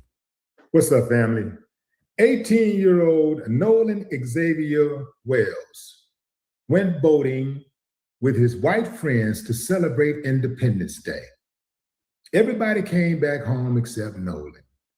Nolan was found dead 2 days later, and his friends, they didn't appear to be grieving at all. In fact, they ghosted him. They ghosted the authorities. They ghosted his parents. They provided no information. They all said, well, we don't remember what happened. They say, we don't remember. All we know is that he got on another boat. But somehow, some way, they had his cell phone. Now, what teenager do you know? Well, hell, what human being do you know on earth these days goes anywhere without their cell phone, let alone boat hopping, right? In any event, fam, people all over this country on the internet are sounding off on what they think happened. Black people are usually the first ones to say, hey, there's a racial element to this. But guess what? Not only are Black people calling foul on this, Mexicans, other Latinos, Asian people, and even white people are calling it out. One of those people who are white that called it out goes by the name of Dixon. What is his social media handle? I think is Dixon D. White. Dixon D. White. And this guy is consistent, so he's not some type of bandwagoner. This guy is very consistent with his messaging. And here's what he had to say about it. I want to talk about Nolan Wells, but first I want to say this. I've had so many white people and just a couple of black people tell me, you know, you should stop using the F word, and maybe they're right. Okay, and so I've listened. And from now on, I say what the fuck I want. I say fuck that shit. Anyhow, listen, especially when we need to talk about Nolan Wells, right? An 18-year-old black kid dead after going out with his white friends out on Horn Island in Mississippi. Mysteriously dead. And guess what? The white deflection machine is already working overtime. What's today's white script? You already know it by heart. I'm so sick and tired of seeing black people on social media crying foul over Nolan Wells. It's exhausting. Every single time a tragedy happens, black folks immediately jump online, pointing fingers, claiming it's a cover-up and dragging these white teenagers through the mud. Like, why can't you just let law enforcement do their job?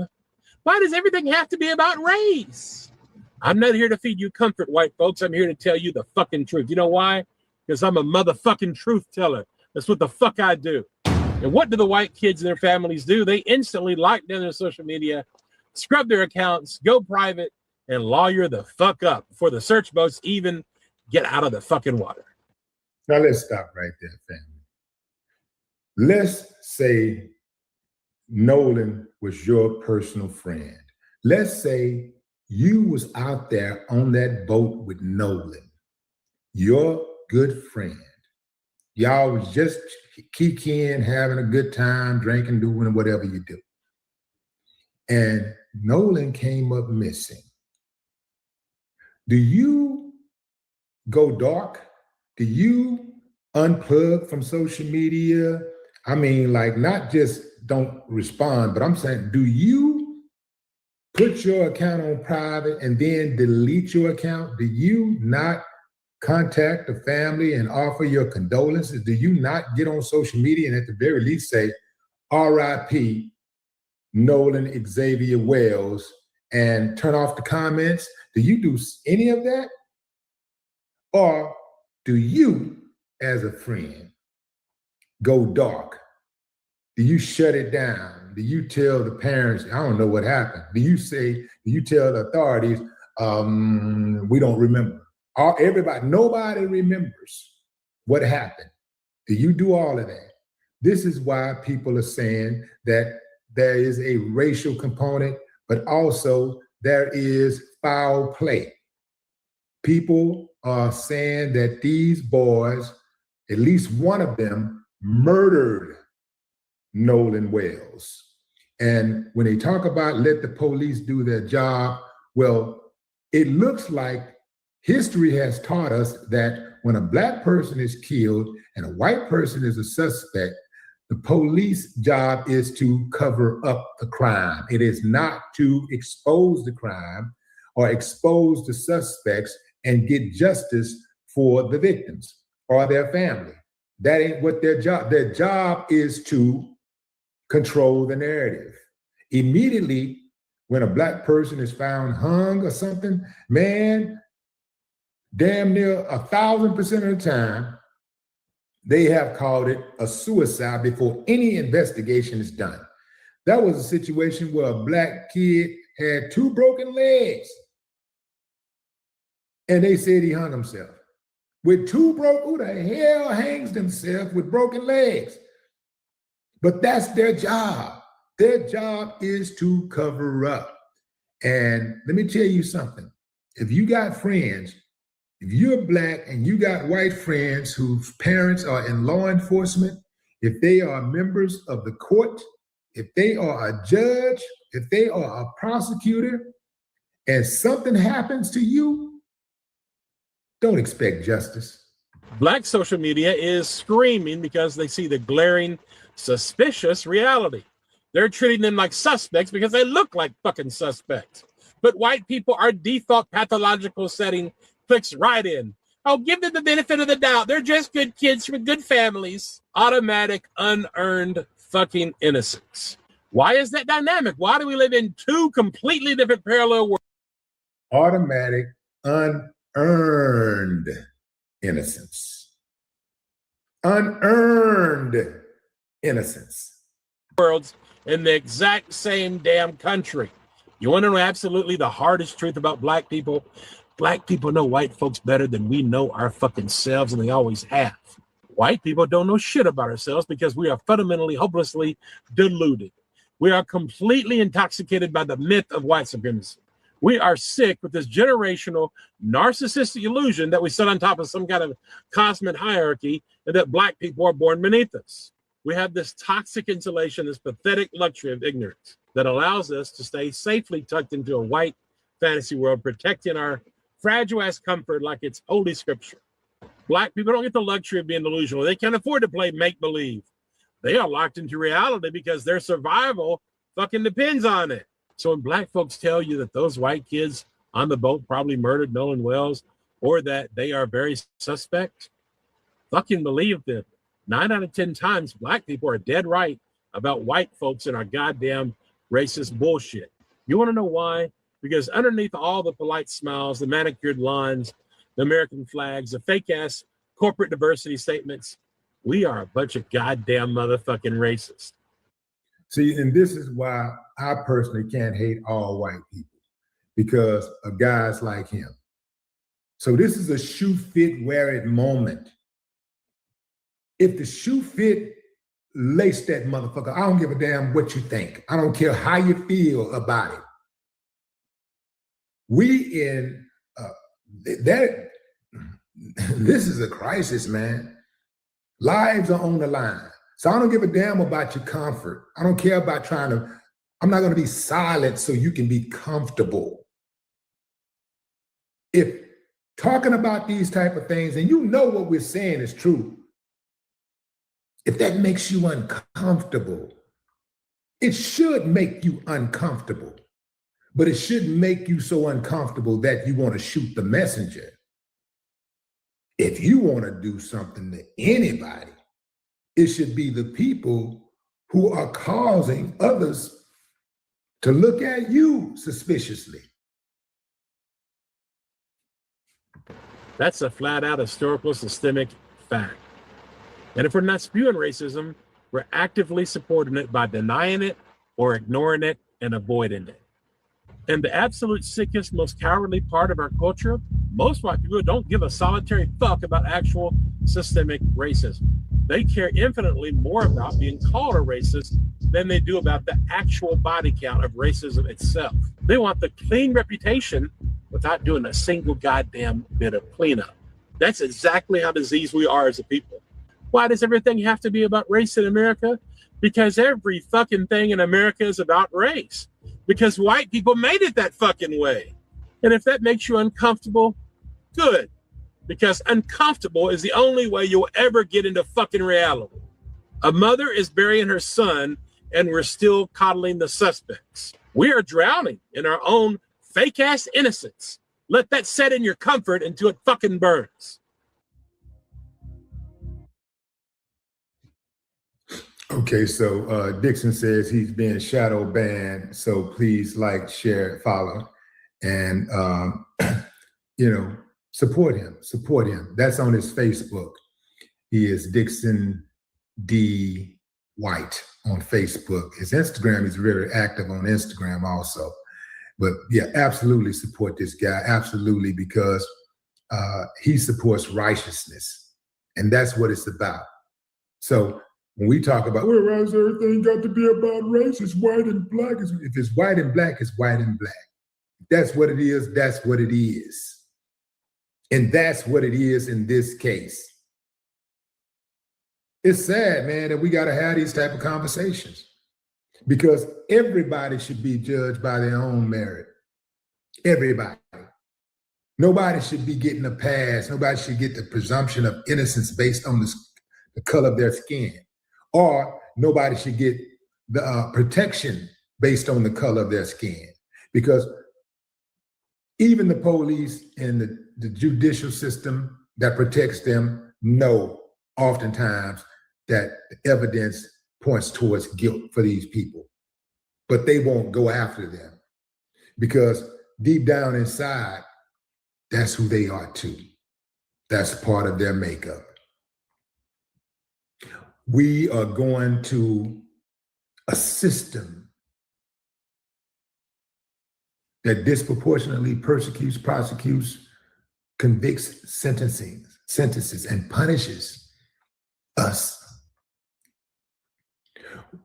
That boy's mama and daddy got to go to the very same people and ask for justice from people who were hired to not give her justice. That's right, I said it. The whole system was designed with Black people not in mind.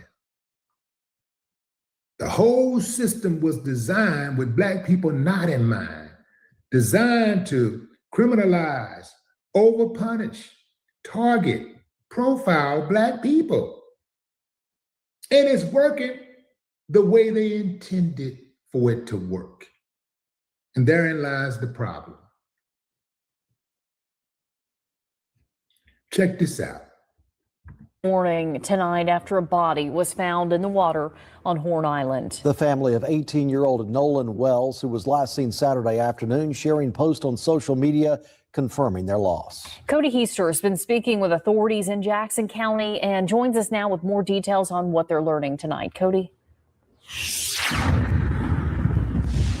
Well, Hugh, Jennifer, it's been a very heartbreaking and somber day here in Ocean Springs, as what started as a 4th of July trip to Horn Island with friends ended in tragedy. Now, I spoke with Jackson County Sheriff John Ledbetter today and went over the timeline regarding the death of Nolan Wells. Now, he tells me that Nolan Wells never made it back on the same boat after the group that he was with spent the holiday on the island.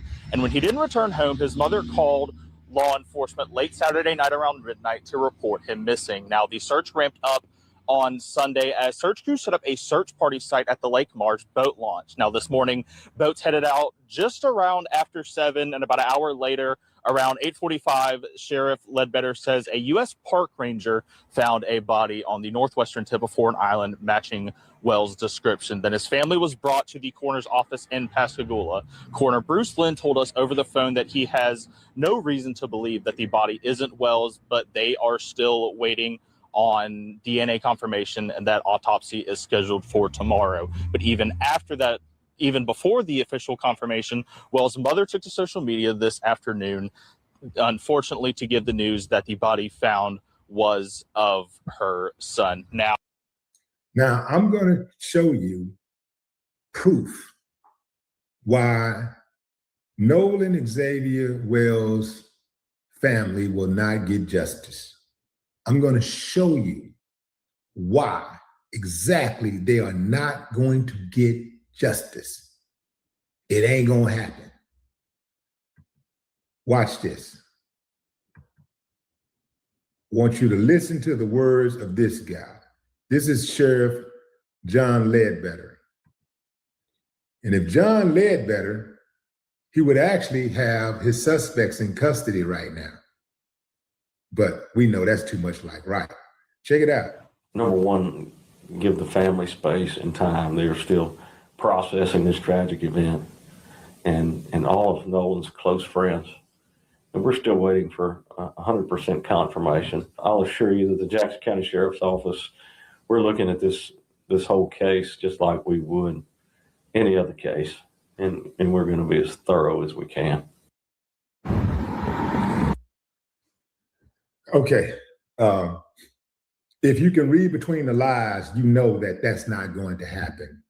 He already said that it appears that Nolan didn't come back. He chose not to come back. He chose to get on another boat and all of that stuff. He actually said those words. So he ain't interested in justice. Keep in mind, fam, he's in Mississippi. Mississippi has a sordid history of cover-up, sweeping crimes under the rug, especially crimes against Black people by white people. This is Mississippi's reputation, and this ain't gonna be no different. They got an entire network designed to deny justice. This is what they do.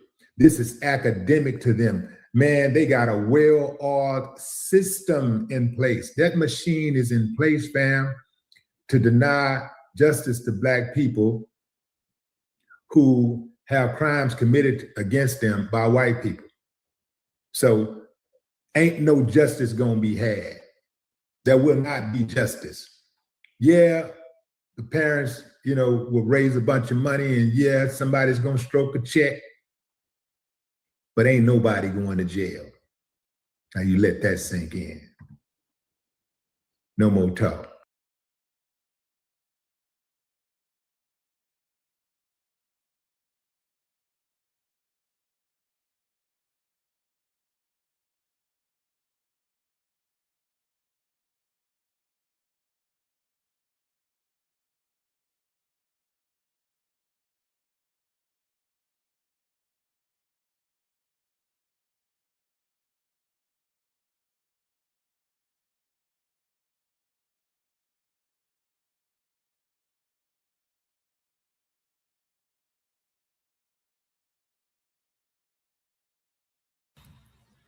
Peace and blessings. All praises to the Most High. And this is Gerard J. Jackson, the latest Black man whose body has been found under mysterious circumstances after going to a party, a festival with some white friends. This happened in Michigan on June 29th, 2026. Now I'm going to give you some information that was shared from a Facebook post from a family member who details the timeline and also the suspicious events surrounding the death of Jared, who was found hanging from a tree in a wooded area not too far from the music festival that he went to with his all-white friends. Just check this out. And you see it reads, my nephew, Gerard J. Jackson, went missing June 29th and was found dead June 30th. The details surrounding his death are raising suspicions. Here is the story so far. And there you see pictures right there of Jay smiling, loving life. And it goes on to say on June 24th, Jay went to a festival with a group of his friends.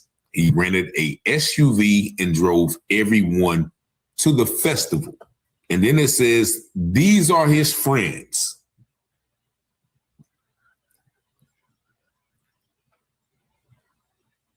And he looks suspicious in itself.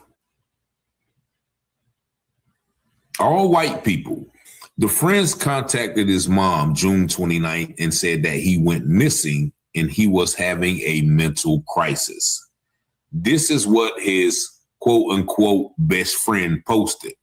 My best friend, Jared Jackson of Illinois, has been missing since 10 a.m. Michigan time yesterday, 6/29/26 from Good Life Camping Grounds. It's nearing 24 hours since he was last seen, and local authorities have been contacted. A missing persons report has been filed. Police found his vehicle with his wallet still inside just a few miles off campgrounds. He had left all his belongings at our campsite. It is thought that he might have had some sort of mental crisis and wandered off. He had tried to turn himself in to police and they began questioning him. The police made a report and released him. We have contacted local police, local hospitals, made posts everywhere we could. All I'm asking is we all work together to get Gerard home safely. We don't need another tragedy or life taken this year at Forest. His truck was found in Rothbury by detectives just a few miles out of the festival grounds. Please contact everyone you can regarding this. Any information is helpful. Let's get the word out. And once again, this is a post by his quote unquote friend who conveniently puts in the mental health narrative that they always rule these hangings to be associated, never attempted to harm himself ever. And as the friend tried to say, allegedly he kept trying to call the police on himself to report a crime. The police said the crime, quote unquote, did not happen. Friends said they took his phone and car keys from him, but he must have stolen the keys while they were sleeping. But he left his phone. Keep that in mind. They headed back to Illinois. Now, once again, we have a group of friends heading back to where they came from without their friend they came with. On June 30th, roughly 6:30 to 7 a.m., his parents were notified he had been found dead and no foul play had been suspected. That's all the details they were told. Around mid-afternoon, the coroner told his parents they had his body and was going to do an autopsy. His stepdad asked, well, what happened to my son? The coroner said, police didn't tell you. He was found hanging from a tree in a wooded area. That's when we saw it in the news headlines. That's how his family found out what really happened. A few facts. He was last seen by his friends June 29th at 10 a.m., but several attempts to log into his bank account around noon and his credit report. Mind you, the friend said he left his phone, so he didn't have his phone. His car was found about a mile away from the festival grounds on the side of the road with the driver and the passenger door open and his wallet inside. The driver and the passenger door was open. Oh, and his Apple Wallet was used at a gas station that same day. But remember, he doesn't have his phone though. July 2nd, 2026, an autopsy was done and his parents were arranging to get his body back to Illinois. When the funeral director tried to schedule pickup, he was given the wrong location. When he got the right one, he was told the body was authorized to be cremated because there was no next of kin. How is there no next of kin when the contacts listed when his parents have been in constant contact with the authorities? All of this happened in a matter of 5 days, and we are getting little to no information from the authorities. All I know is that my nephew did not unalive himself. And let's take a look at these friends again. That is quote unquote his best friend, Con Pretty Man.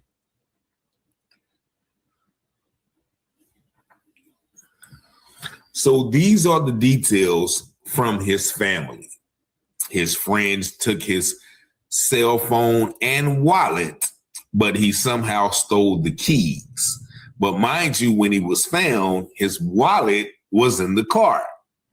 And his cell phone had been used to pay for gas, as well as somebody tried to log into his bank account and his credit report. Houseway. These friends have not been questioned, I assume, by the authorities, because in most jurisdictions, like I mentioned about Tanea Miller down there in Florida, when they rule it a self-unalivement, they don't investigate.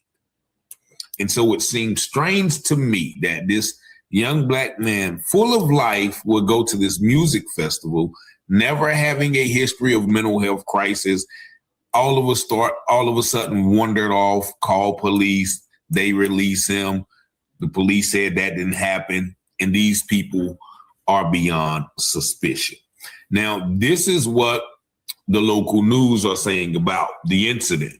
Michigan State Police announced that the body of 28-year-old man reported missing after this year's Electric Forest Festival in Roxbury, Michigan, was found in a wooded area near the event. According to the statement from the MSP 6th District, Illinois native Gerald Jackson was reported missing on June 29th after leaving the festival with his body found near his parked rental car. Notice they're not talking about the hanging. Earlier on the morning of June of 29th, state troopers responded to Jackson's campsite after he reported an unspecified alleged criminal incident involving a friend. After troopers conducted an investigation and interviewed all involved parties, they determined there was no incident at the festival, and Jackson reportedly left the venue a short time later. Investigators said Jackson left his cell phone and other personal belongings behind, with troopers determining that his rental vehicle was in the Roxbury area. They found the car unoccupied with Jackson's wallet and keys inside. They then found Jackson's body in a wooded area nearby, with officials determining that he apparently died by self-unalivement with no indication of foul play.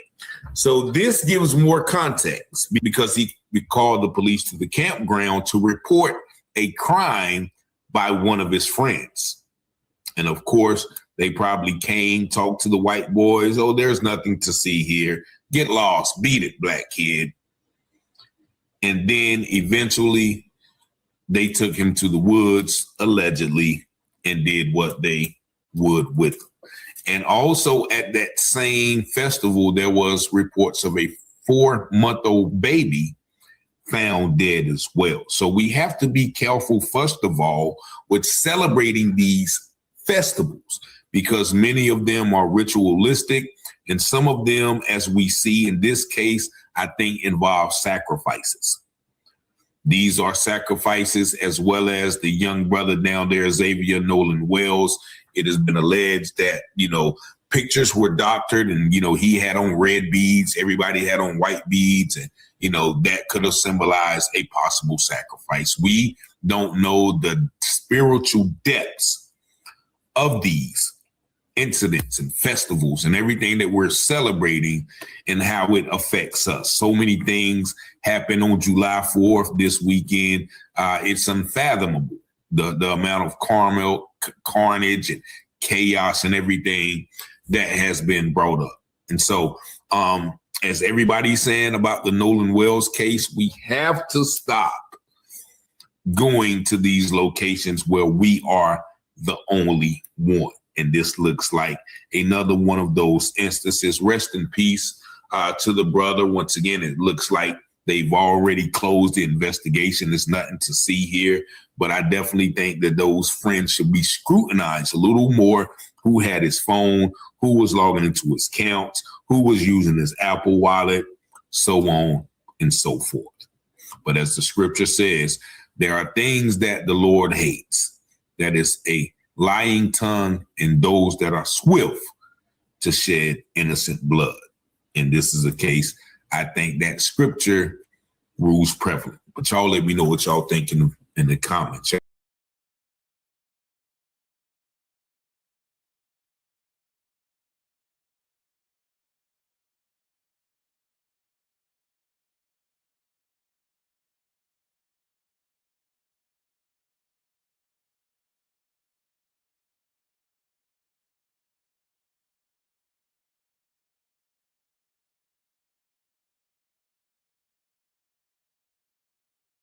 Moment of truth. It must be award season, and for most lung-headed tether, the award goes to David Oyelowo. By now, everyone's heard about how the Nigerian cosplayer was talking grimy about the Black Southern accent. He said, if you take the Nigerian accent like this and you slow it down, you put a lot of slavery in there, and then you start to put a little bit of subservience in it. This is what starts to happen to the Nigerian accent, man. Obviously, he was using accent as a euphemism for our lineage. That, well, if you take one of these Nigerians and you put them in slavery and they become all subservient, well, a Black American is what you get, man. First of all, foundational Black Americans have been all over this planet. We've influenced the world. Everyone knows it. And yet you don't see us constantly trying to take credit for the impact that we had on all these other people.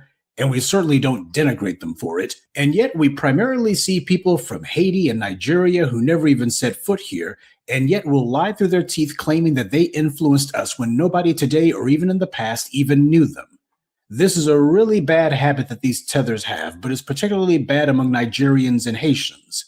Why are Nigerians and Haitians not proud of their own reputation and accomplishments? Why is it that they're always running to somebody else and saying, well, we had an impact on you guys. Shouldn't they just be waving the flag for themselves? Better yet, why don't they just sit back and let the greatness of their own culture and accomplishments speak for them? You see, that's what Black Americans are able to do. And yet the problem happens to be perhaps the Nigerians and the Haitians feel that their reputation isn't sterling enough. But this is what we got from David Oyelowo. What else would you expect, though, from someone who had Agent Duvernay think that he was the right guy to play Dr. Martin Luther King? Oyelowo's made an entire career out of playing Black Americans, specifically with a Southern accent. From Dr. King, which is an abomination that he was allowed to portray him, to Bass Reeves, to one of the Tuskegee Airmen. You know, without foundational Black Americans, specifically Southern foundational Black Americans, this overrated hack wouldn't have had a career. But of course, when he got called out for his disrespectful behavior, he showed that he was walking in the footsteps of the white media that he loves to idolize when he was saying sorry, not sorry, basically. He gave the same pathetic, empty, decrepit, non-apology apology that we always see, you know, from the likes of John Davidson and others. What he's concerned about, though, is that the backlash is going to be the end of his career, such as it is. Well, it should be. The only time that he should open his mouth is to say thank you to us. That's the only time that David Oyelowo should ever be speaking to or about our lineage. But of course, he did the opposite. And it's no accident that he didn't just attack us, he attacked our lineage. Yeah, he is upset about Drewski's skit. He felt as if Drewski was talking about him in particular. And you know what? If the shoe fits, wear it. Yeah, Drewski described David Oyelowo to a T because he is one of the worst offenders when it comes to these foreign cosplayers. Now, for our Afro-British family out there, if you want to know why the Brits thought that they could get away with that stunt they pulled at the BAFTAs, this is why. David Oyelowo is a living example of why that happened. Your Black British actors are cowards just like he is. And sorry to say that most, not all, but surely the majority of Afro-Britons keep giving a pass to white racism there. But they're only too quick to talk trash about us. Don't you know that those racists over there in Britain see that? This is called pattern recognition. Time and experience with you has taught them that they'll go ahead and talk grimy about Black people in Britain. They'll insult Black people to their faces in Britain. And the Afro-Britons will say, well, you know, that was somewhat unseemly, but let's move right along. Meanwhile, with Black Americans, they dump on us all day long. Don't you know the enemy can see that? A few years ago, this piece of garbage, David Oyelowo, was complaining that there weren't enough movie roles for Black actors in Britain, especially on TV. Oh, it's so difficult for a Black British actor to find any work on TV. Well, truth be told, he really shouldn't have gotten any movie roles here in the US either. He belongs in the same pathetic category as that other Nigerian tether, Cynthia Erivo. There's another creep who made a career of playing Black Americans and then gleefully showed her behind to us. These are not accidents. This is what they always thought about us, by the way. David Oyelowo didn't just get up one morning and decide he's going to talk trash about us. Far as he was concerned, Drewski's skit gave him permission to say what he had thought all along. They think that it's our job to support them. They think that it's our job to make opportunities for them. This is the attitude that they have about us, that they're just supposed to take advantage of us. That's the attitude that the David Oyelowos have. This is how these tethers treat each other back home, too. You want to know where they learned all this behavior from? They learned it in Nigeria. This is the reason that they cannot unite there, because they practiced and perfected this behavior at home. The loyalty system of Africa isn't just broken, it's disintegrated. David Oyelowo and Cynthia Erivo are showing the tribalism stuff that they practice against each other each and every day. In Africa, they malign and insult one another's tribes, and this is why they have so much tribal warfare and even civil wars over there. And they brought that same crap here. We made a lane for them, a lane that they failed to make for themselves. We gave them literally every opportunity they've ever had. And this is how they respond, not with gratitude, but with scorn and disrespect. And this scumbag says that our accent is Nigerian somehow. Now I know that he's deaf and stupid. But that part about the Southern accent is what happens when you add subservience to an accent. Well, clearly Oyelowo's accent is what happens when you add fleeing to a Nigerian accent. It's what happens when you add a lack of character to a Nigerian accent. It's what happens when you take someone who was bowing down to the British and who still considers themselves to be a British subject to this day. This is the ultimate in subservience. And this is what David Oyelowo is. He's like all these tethers. He's projecting all of his own failings and shortcomings and insecurities onto us. See, when someone flees from their home, that makes them to feel insecure about themselves. And they feel like that's what everybody else sees when they look at them. So they decide to try to find a way to insulate their egos by dumping on the very people who took them in. That's supposed to be their way of helping to boost their little fragile self-esteem. They got to attack the very people who helped them because that makes them feel as if, oh, well, you know, you're not better than me. You know, normally when someone benefits from a group of people who take them in when nobody else would, when they benefit from a group who makes it possible for them to have a career and financial security, you would think that that person would be grateful to the group who made all that possible. It was the struggle of our community, specifically Southern Black Americans, that made it possible for this creep to even have a career. White people in Britain wouldn't spit on David Oyelowo. In fact, his situation was so bad that 11 years ago, he was complaining in the white British media that black actors, and let's be honest, he's not talking about black actors, he's talking about himself. He was complaining that he couldn't get any roles on British TV. As he put it, I shouldn't have to feel like I have to move to America to have a notable career. He also added, there's a string of black British actors passing through where I live now in LA. So there you have it. Not only is this scumbag making a good career for himself because of us, but he also has a bunch of other fellow tethers living in a little enclave there in LA. He's living here now because of the fact we made that possible for him. As he sees it, though, it's beneath him to have to take any parts playing as a black American. That's the real problem that he's got. He doesn't mind if he gets short shrift from some white British casting director, or if he has to sit there and play some bit part on white British TV shows or something. He's fine with that. But the fact that he has to play a black American, yeah, it reminds you of Gandhi, doesn't it? See, in the movie, they had it where Gandhi was on the train, and when the white Brits told him that he needed to go to the back, he decided that he would walk rather than that. That's the way it was portrayed in the movie. Like, basically, I have more dignity than to be sat in the back. But the real problem that Gandhi had was that they wanted him to sit with black people. He didn't mind being put in the back of the train. The white folks could boss him around. He was fine with that. But the fact that he would be forced to keep company with black people, why, he'd rather walk. That was the reality. That's what actually happened. Gandhi was a stomped down anti-black racist. And this is the exact same well that David Oyelowo draws from.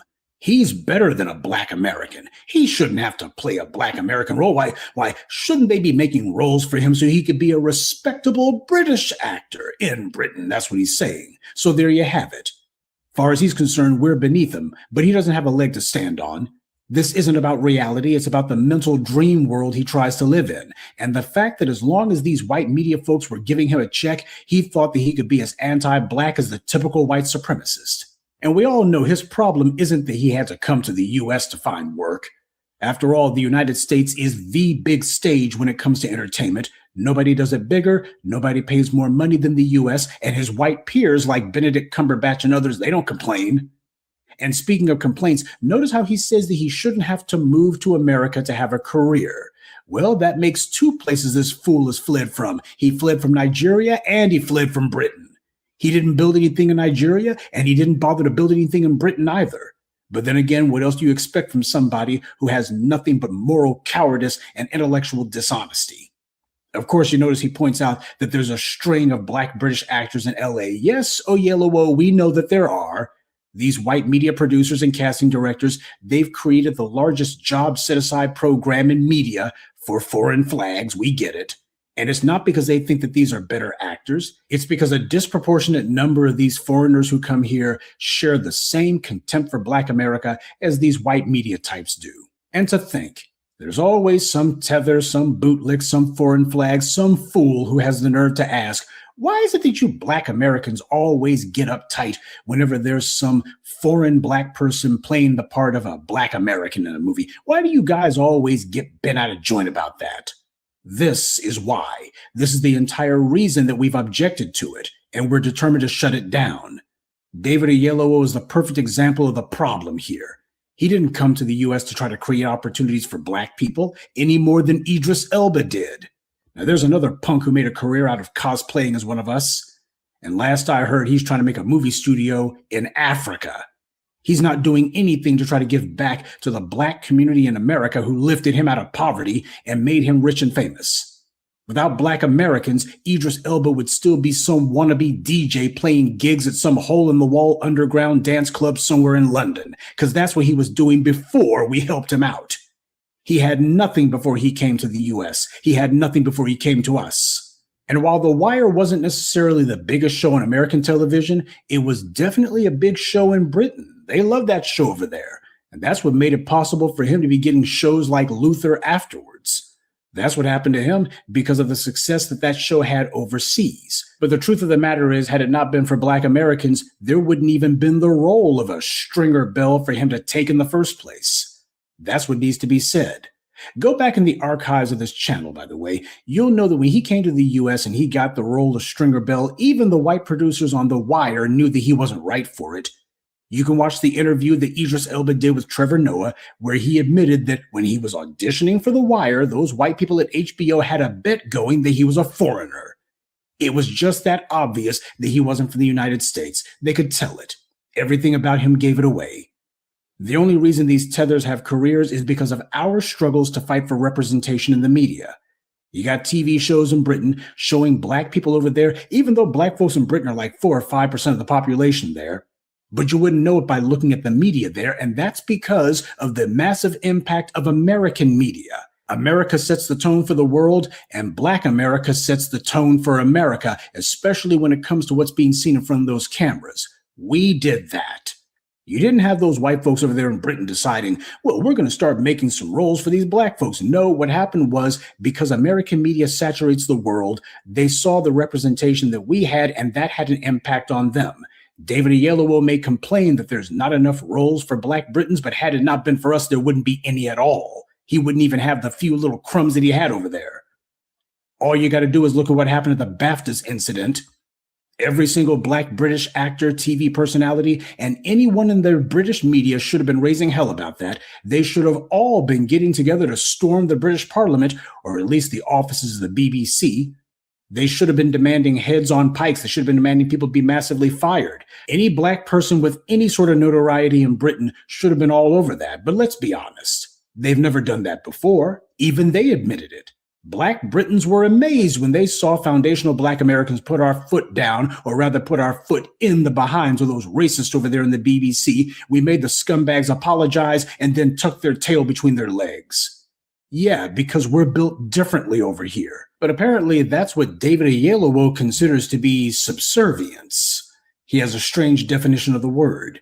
He thinks that it was these white media people who gave him all of his opportunities, that all he had to do is stay in their good graces and he'd be fine. But now he's worried that the same way Black Americans mobilized against the BAFTAs and against Cynthia Erivo, well, he's thinking that maybe he's going to be next.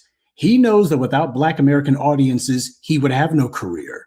Clowns like Idris Elba, they know this too. That's why Elba was out there claiming that he didn't want to be considered a black actor.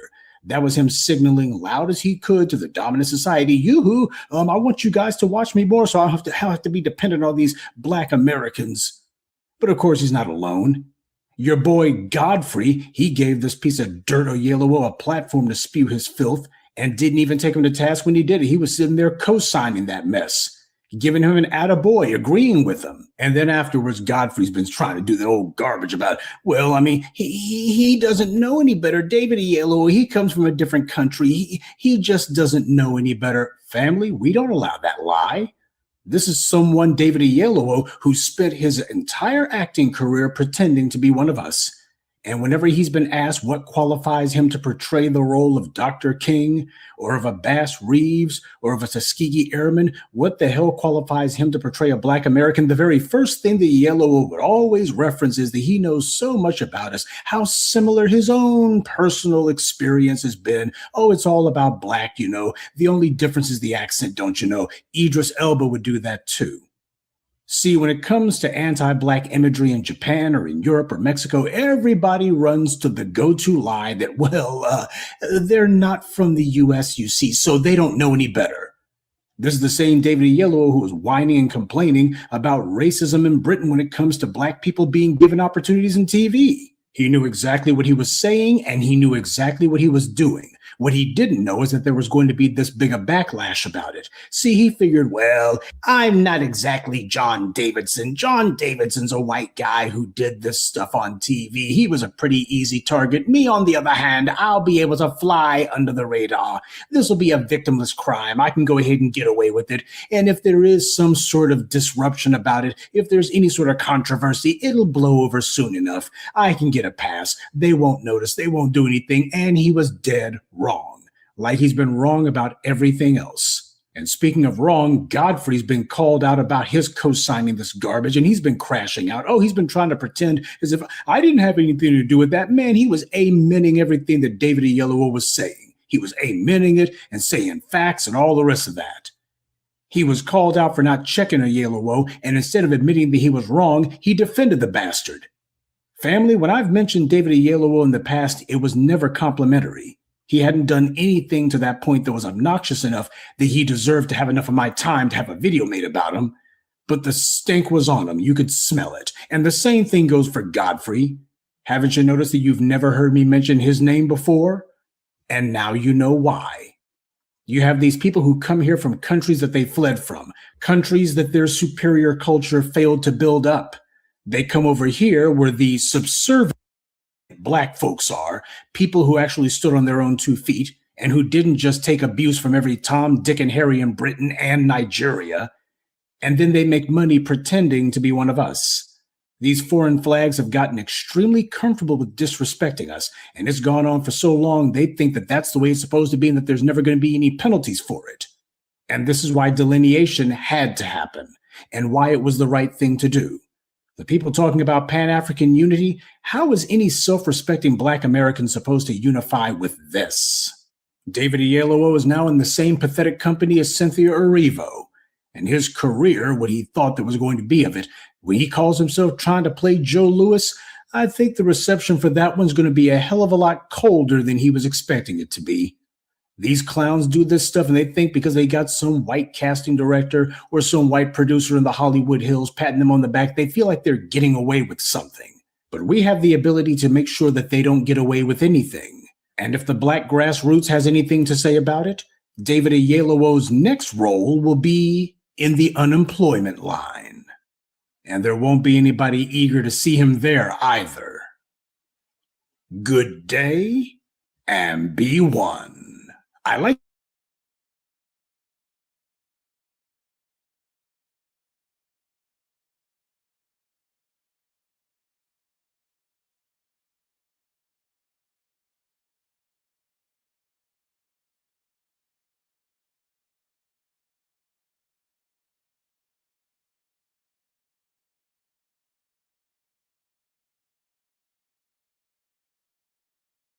a prime example of that Black American versus Haitian shit only exists online. Now, on my main page, I've had to throw several Black Americans completely off my page for disrespecting Haitians. At the end of the day and the beginning of the next, if you pissed about her winning at the BET Awards and you Black American, you say she a one-hit wonder and she don't have to do it. Let me explain it to you. Baby, when you do something right, you only have to do it once. Okay, she not talking about pop your ass, finesse, and all that shit like the shit that y'all used to. Okay, she tried to give you bitches a queen mindset, and she did that. When you do something right, I'm gonna say it slower. You only have to do it once. So to call her a one-hit wonder, you out of your goddamn mind. You wish you could get the success she has, and the reason y'all hating on her because she a Haitian woman. Bitch, bow down. Bow down because she did what none of you other bitches have been able to do yet. Bow the down. She did it without shaking one piece of ass. She did it without no kind of vulgarity, nothing. She did it and bitch, you bow down. Not only because she a Black woman, because she a Haitian woman. Dig? So y'all can talk that shit online, Black Americans versus Haitians. Y'all know the business. With Lauryn Hill coming to the situation, the conversation, you bow the down because she is a queen and she love all of you. She don't act like the rest of us. She love all of y'all. I love some of y'all. I don't love all of y'all. I love who loves me. If you love me, I love you. If you don't like me, then fuck you. You feel me? But she don't act like that.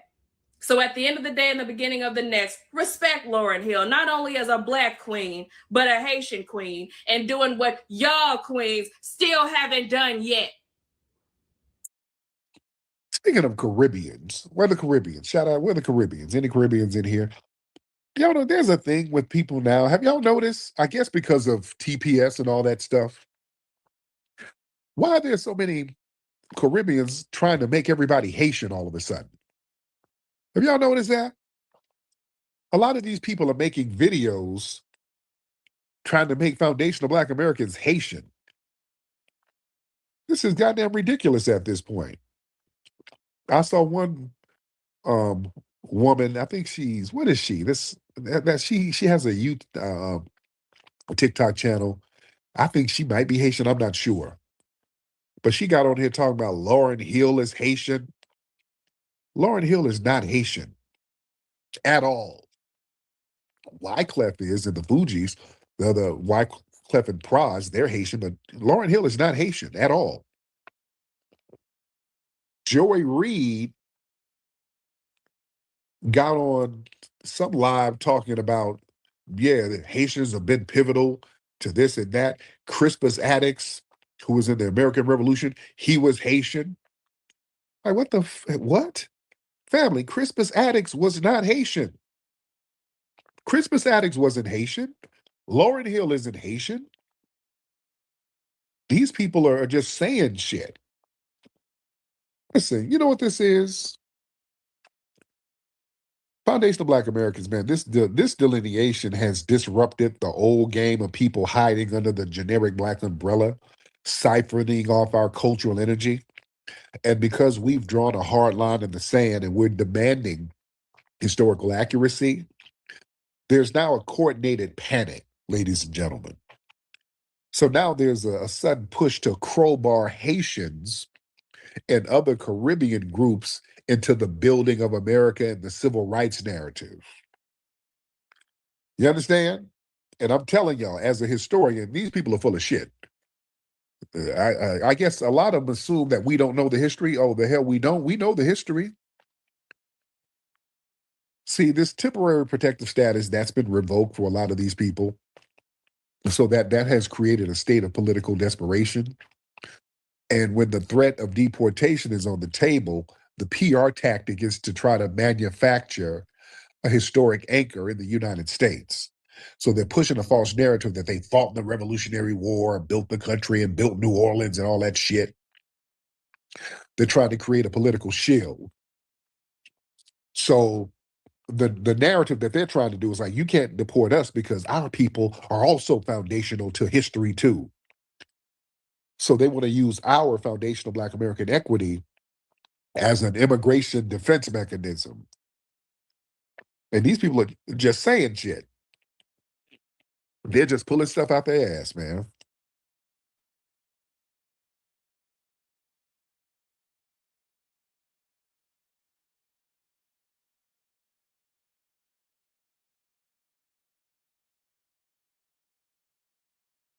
The Asian movement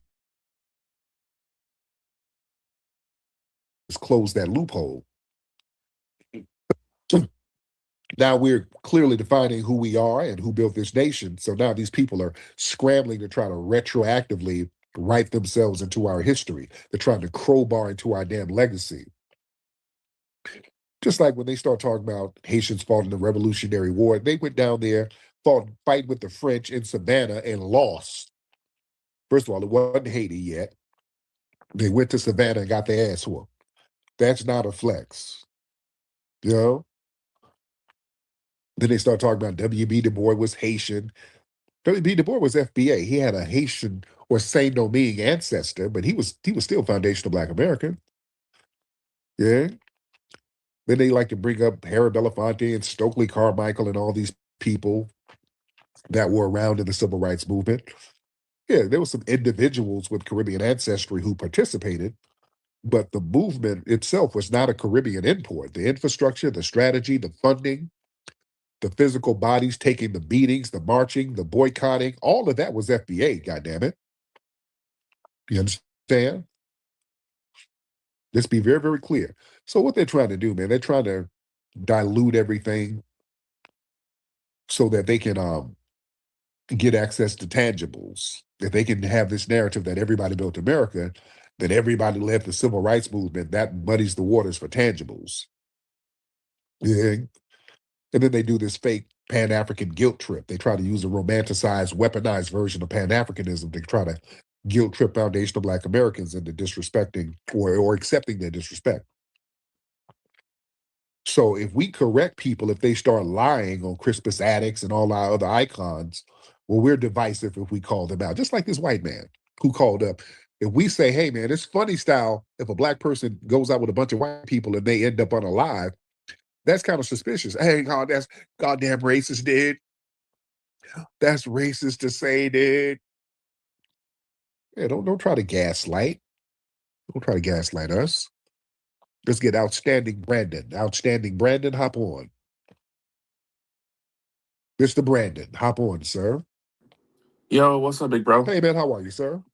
Man, what's that word, Charlie Wiley? I wanted to bring up this point.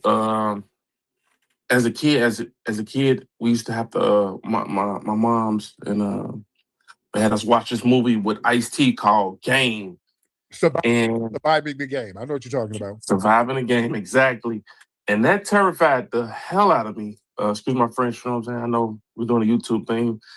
I'm like, it terrorized the hell out of me. But it always embedded that in my mind that, if you, the only black person, you looking at a strong situation where they can't pull a tech like that. Like I was working back in Chicago, I was working this convention center.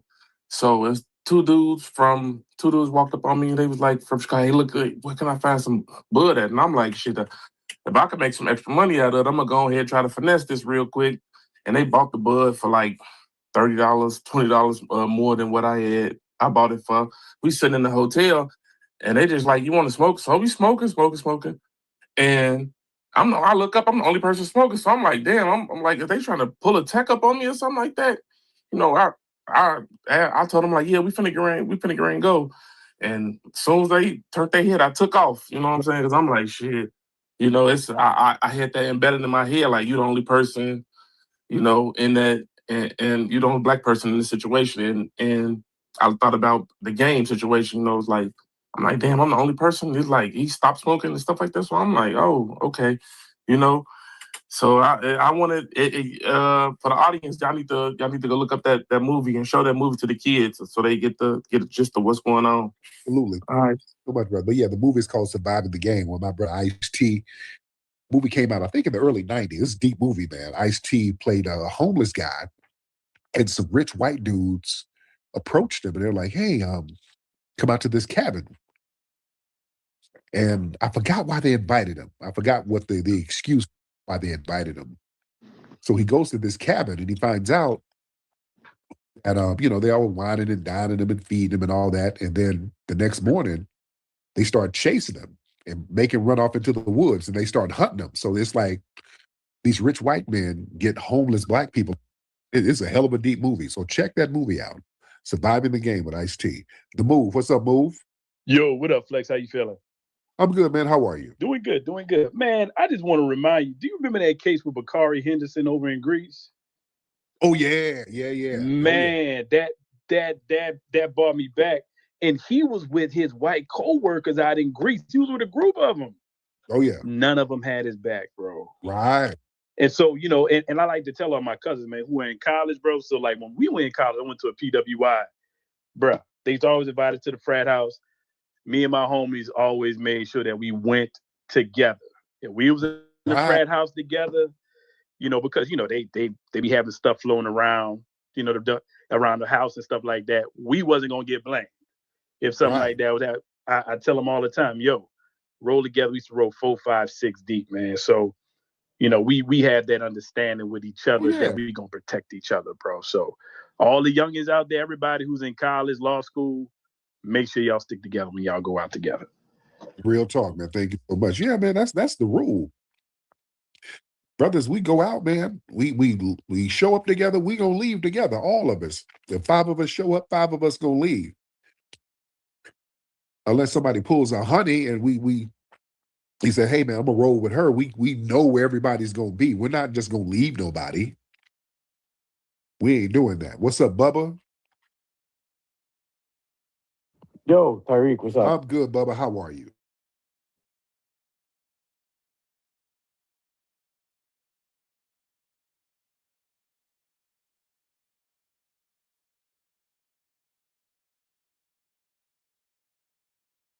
People disappear all the time, like especially in boating. You know what I'm saying? Really? Like they were on like this island, like swimming on there. There could have been a number of reasons, like why he would probably just drowned, man. I mean, that's probably what happened. Really? Yeah.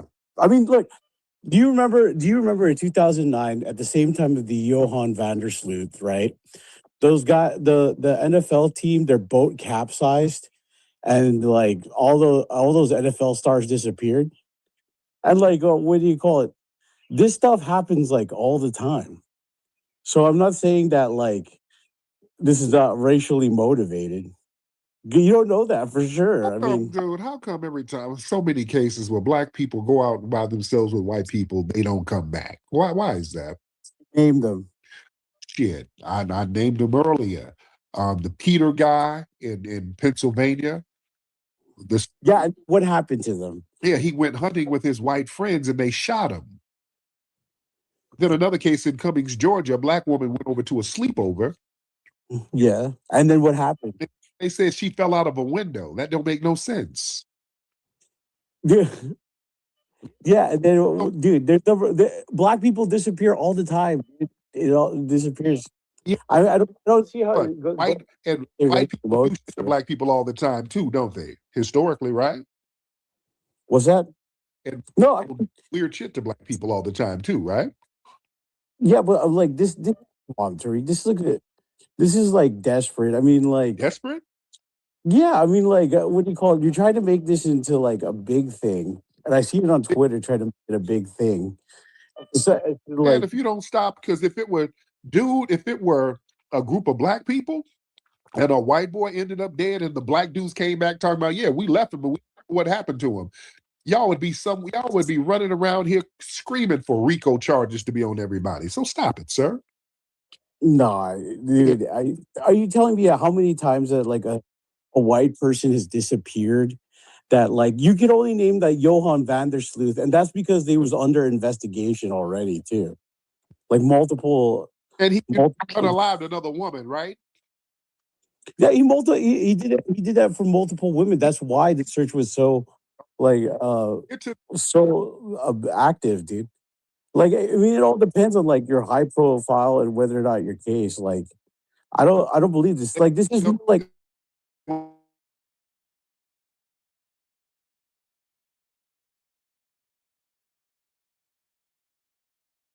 to this guy right here. This is why you don't take your ass over there by yourself. Because they'll you guys are paranoid. Paranoid Negro time, dude. just do it. Explaining. Paranoid Negroes. You try. This is what it is. Like you should handle the sundown. How many sundown towns are there? Well, there's a lot still. Black people, dude. The white supremacy is heinous in these sundown towns, right? Name them. Name the sundown towns? Yeah, I mean, name how many sundown towns? How many how many people have they lynched in the last 40 years? Name them. Trayvon Martin was lynched. Mike Brown was lynched. No, yeah. Not right now. Yeah, you get just because you ain't hanging somebody in public. Trayvon Martin lynched as he attacked George Zimmerman. Stop with that attack George Zimmerman shit. That was a lynching. That's why y'all white supremacists supported him. Yeah. Lynching still go on. Yeah. Come on, he was attacking George Zimmerman. If you don't stop. All right, Bubba. This is why, ladies and gentlemen, you don't go nowhere with these people. That right there is why you don't go nowhere with them. They get on that white supremacist code, ladies and gentlemen. They get on code. Let's get Josh in the building. Josh, hop on in, Josh. And y'all retweet this. Hey, what's going on, brother Tariq, man? Just wanted to tap in, Richard, real quick, because I got a little kind of context and insight into kind of, white culture. Just want to start off, I am FBA from South Carolina, Spartanburg to be exact. Yes, sir. On that, and when I see a lot of people talk about South Carolina, you got to ask these people what city they from. Oh, yeah. Because they be lying. So, but just to say this, so I went to the University of South Carolina. I did pledge a white fraternity because I was watching Animal House and stuff growing up. So I was trying to really just turn up, to be honest, and party and do all that. I thought I was going to be like that. So a lot of my close friends is white. And all that, the part about the story with him saying they thought he caught another ride, that don't even make sense right there, man. Like, I done been out with a lot of white people a lot of times. They don't operate like that when that's really your boys. Like, they going to make sure you get home They're gonna call an Uber for you, all that, bro. They're not just gonna say, "Oh, we thought he took another ride somewhere." It don't never go like that. So that's the main part of the story that's not really adding up to me. Oh yeah. Yeah, it's fishy as hell. Let's get in here. All good, Tariq, my boy. How you doing? I'm good, how are you, sir? What's going on with the failed Black American community? Failed how? I mean, your whole existence is because of white people. So Okay, are you what Himothy? Are you Himothy? Because you sound like Himothy. Are you Himothy? yeah, it's me again. Oh, okay. Yeah, you being mad and jealous because you were failed tether. I mean, damn. What do you have that I need to be jealous of? Running water and toilets. But I'm here in America, though. Exactly. You're welcome. You have some under us, right? That's because of the Jews, my boy. Yeah, you can sit there and talk about Jews and all that. Trolling is your way of coping. Failed. So wait, so you think I'm here in this country because of you and your people? You're in your failed homeland. But I'm here because of the opportunity. There's opportunity here. Because of there's opportunity in your homeland, but they don't let you have it. The British whoop your ass, right? Brother, I hate to break it to you, but you provide no opportunities for anyone in this country. How come you couldn't do it in your own homeland? There's white people there. The British, they were whooping your ass. There's no infrastructure there to run businesses. Right. All they do is extract your damn resources and leave you struggling and hungry. Well, yeah. Exactly. That's why I have every right to come here. Well, you have a right to come here because of us, sir. Sir, but if there's no opportunities when I come here, what's the point of coming here? Sir, the fact that you can wipe your ass with toilet paper is an opportunity. It's better than your failed homeland. That doesn't make any sense, bro. There's money over here. It does. Because, if it weren't for us, you'd be somewhere riding a camel, eating some injera, riding a goddamn pirate boat. Again, you run no institutions, nor do you run any businesses to help create opportunities. So therefore, I'm here because of the white man. No, you're not. Yeah, you're not. Yeah, we run businesses. Shout out to Johnson, my brother Johnson, 99 years old, the Johnson Company, Black Hair Care Products, icon, foundational Black American who just passed today. Yeah, we got icons, sir. We run businesses. We do what we do. We're the only first world melanated people on the planet, and that's why you had to come under us, right? Huh? You had to come under the. Please stop making that statement, sir. Yeah, please stop making that statement. Name any other first world people. Name them anywhere on the planet besides that.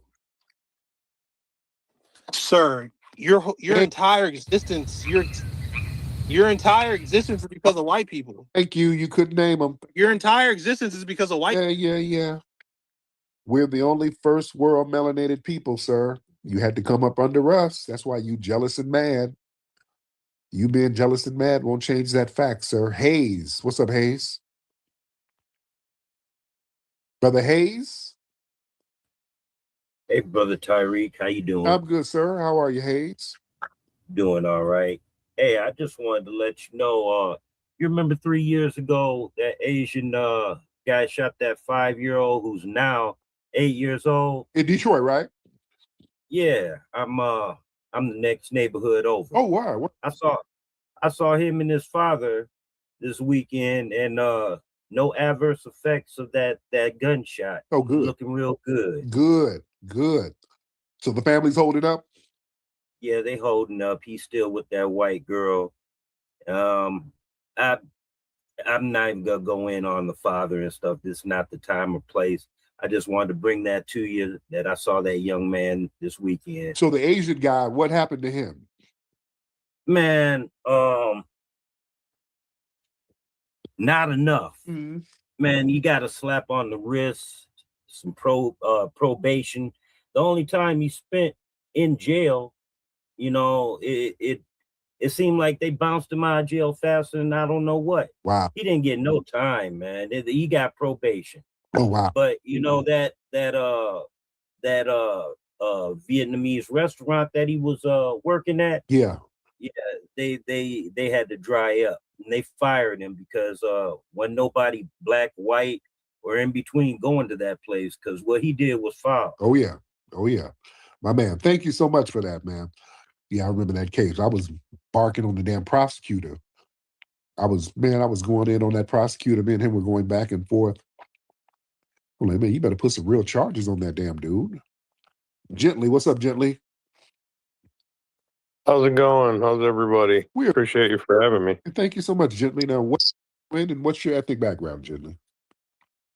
My ethnic background, I'm guess you could call me white, but Okay.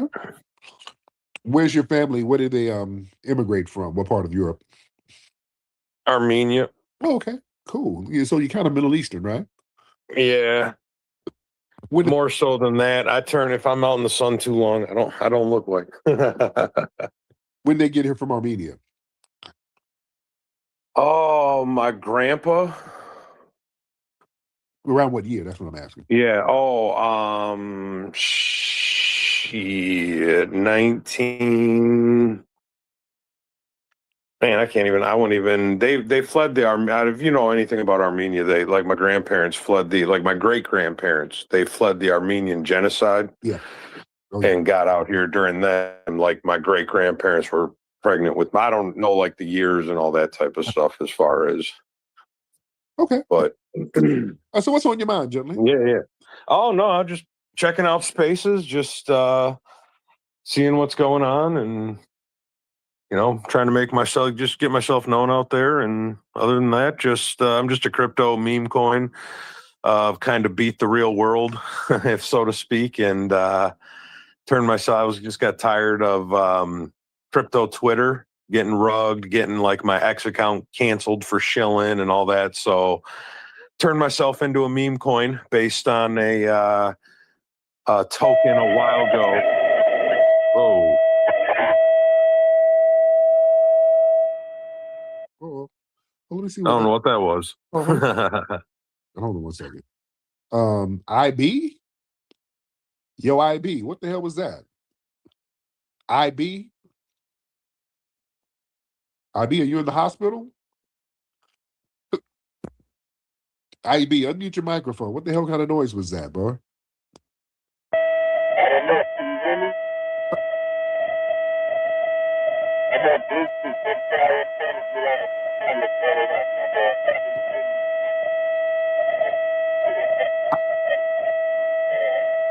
Oh, that damn janky. How? It's 2026, man. How is a phone that janky? This nigga has a CB. This nigga is a trucker. I ain't never heard a phone that damn janky. Chris. Hey, how you doing? Hey, what's up? Can you hear me? I can hear you. What's up, Chris? Hey, how you doing, Tariq? So I'm gonna try to be brief. I'm a first-time caller, but I've been listening for a while. But I wanted to speak on the Nolan Wales case because I just felt like there's a lot of similarities to something that happened to my cousin a long time ago. I'm 30 now, but I was probably like 12, 13 when this happened to my cousin. But a similar situation where my cousin was out on the lake and he had some white friends, and being from Colony, Alabama, it's a small little town, a black town, historically black town in Coleman County. And so most of us had to go to the schools and like out of town pretty much to the white schools. But however, once my cousin was out on the lake with his white friends or whatever, they went out on Smith Lake. Similar situation where he was out in the shallow part because I don't think he really could swim that well. And then they got him out in the deeper parts of the water. He had a life vest on and everything like that. But pretty much, long story short, he ended up drowning and passing away. Wow. And I remember when my cousins came and told me that story, of him passing away after it happened. It didn't sit right with me. I was learning about Black history at the time. While I was in school and things like that. So a lot of things just sit right with the case. With him drowning like that. So I found a lot of similarities with the Nolan Wales in this case because it didn't feel right. And my problem is being around with like white people majority of my life, being from Colony, Alabama, and growing up around white people. It's like you get around them for too long, man, and like you get to trusting them and getting like you get to like you get vulnerable around them. You think you could trust them, yeah, and then something happened, and then they don't really have your back like that. You know what I'm saying? So me knowing that growing up, I always had my, always kept my eye on them. You know what I'm saying? Never been too open with them, even though I got white friends and things like that. People I don't really speak to that often anymore. But, you can never be too careful around people because you just never really know, especially with people like, just with white folks in general, man. But that's all I wanted to say, man. I ain't want to speak too long. Thank you so much, brother. I appreciate you. Yosef Ahmed. Yes, I have a hankering for bussy. I know you do. You look like him. All right. You just wanted to say that? All right, Yosef. So Yosef is looking for somebody's DM to slide up in. All right. He's trying to get that green card. He says that TPS, it's not going to be the end of the game for him. He said he has a plan B. He said slide into the DM so he can work his way back into the country. All right. Kofi, follow me.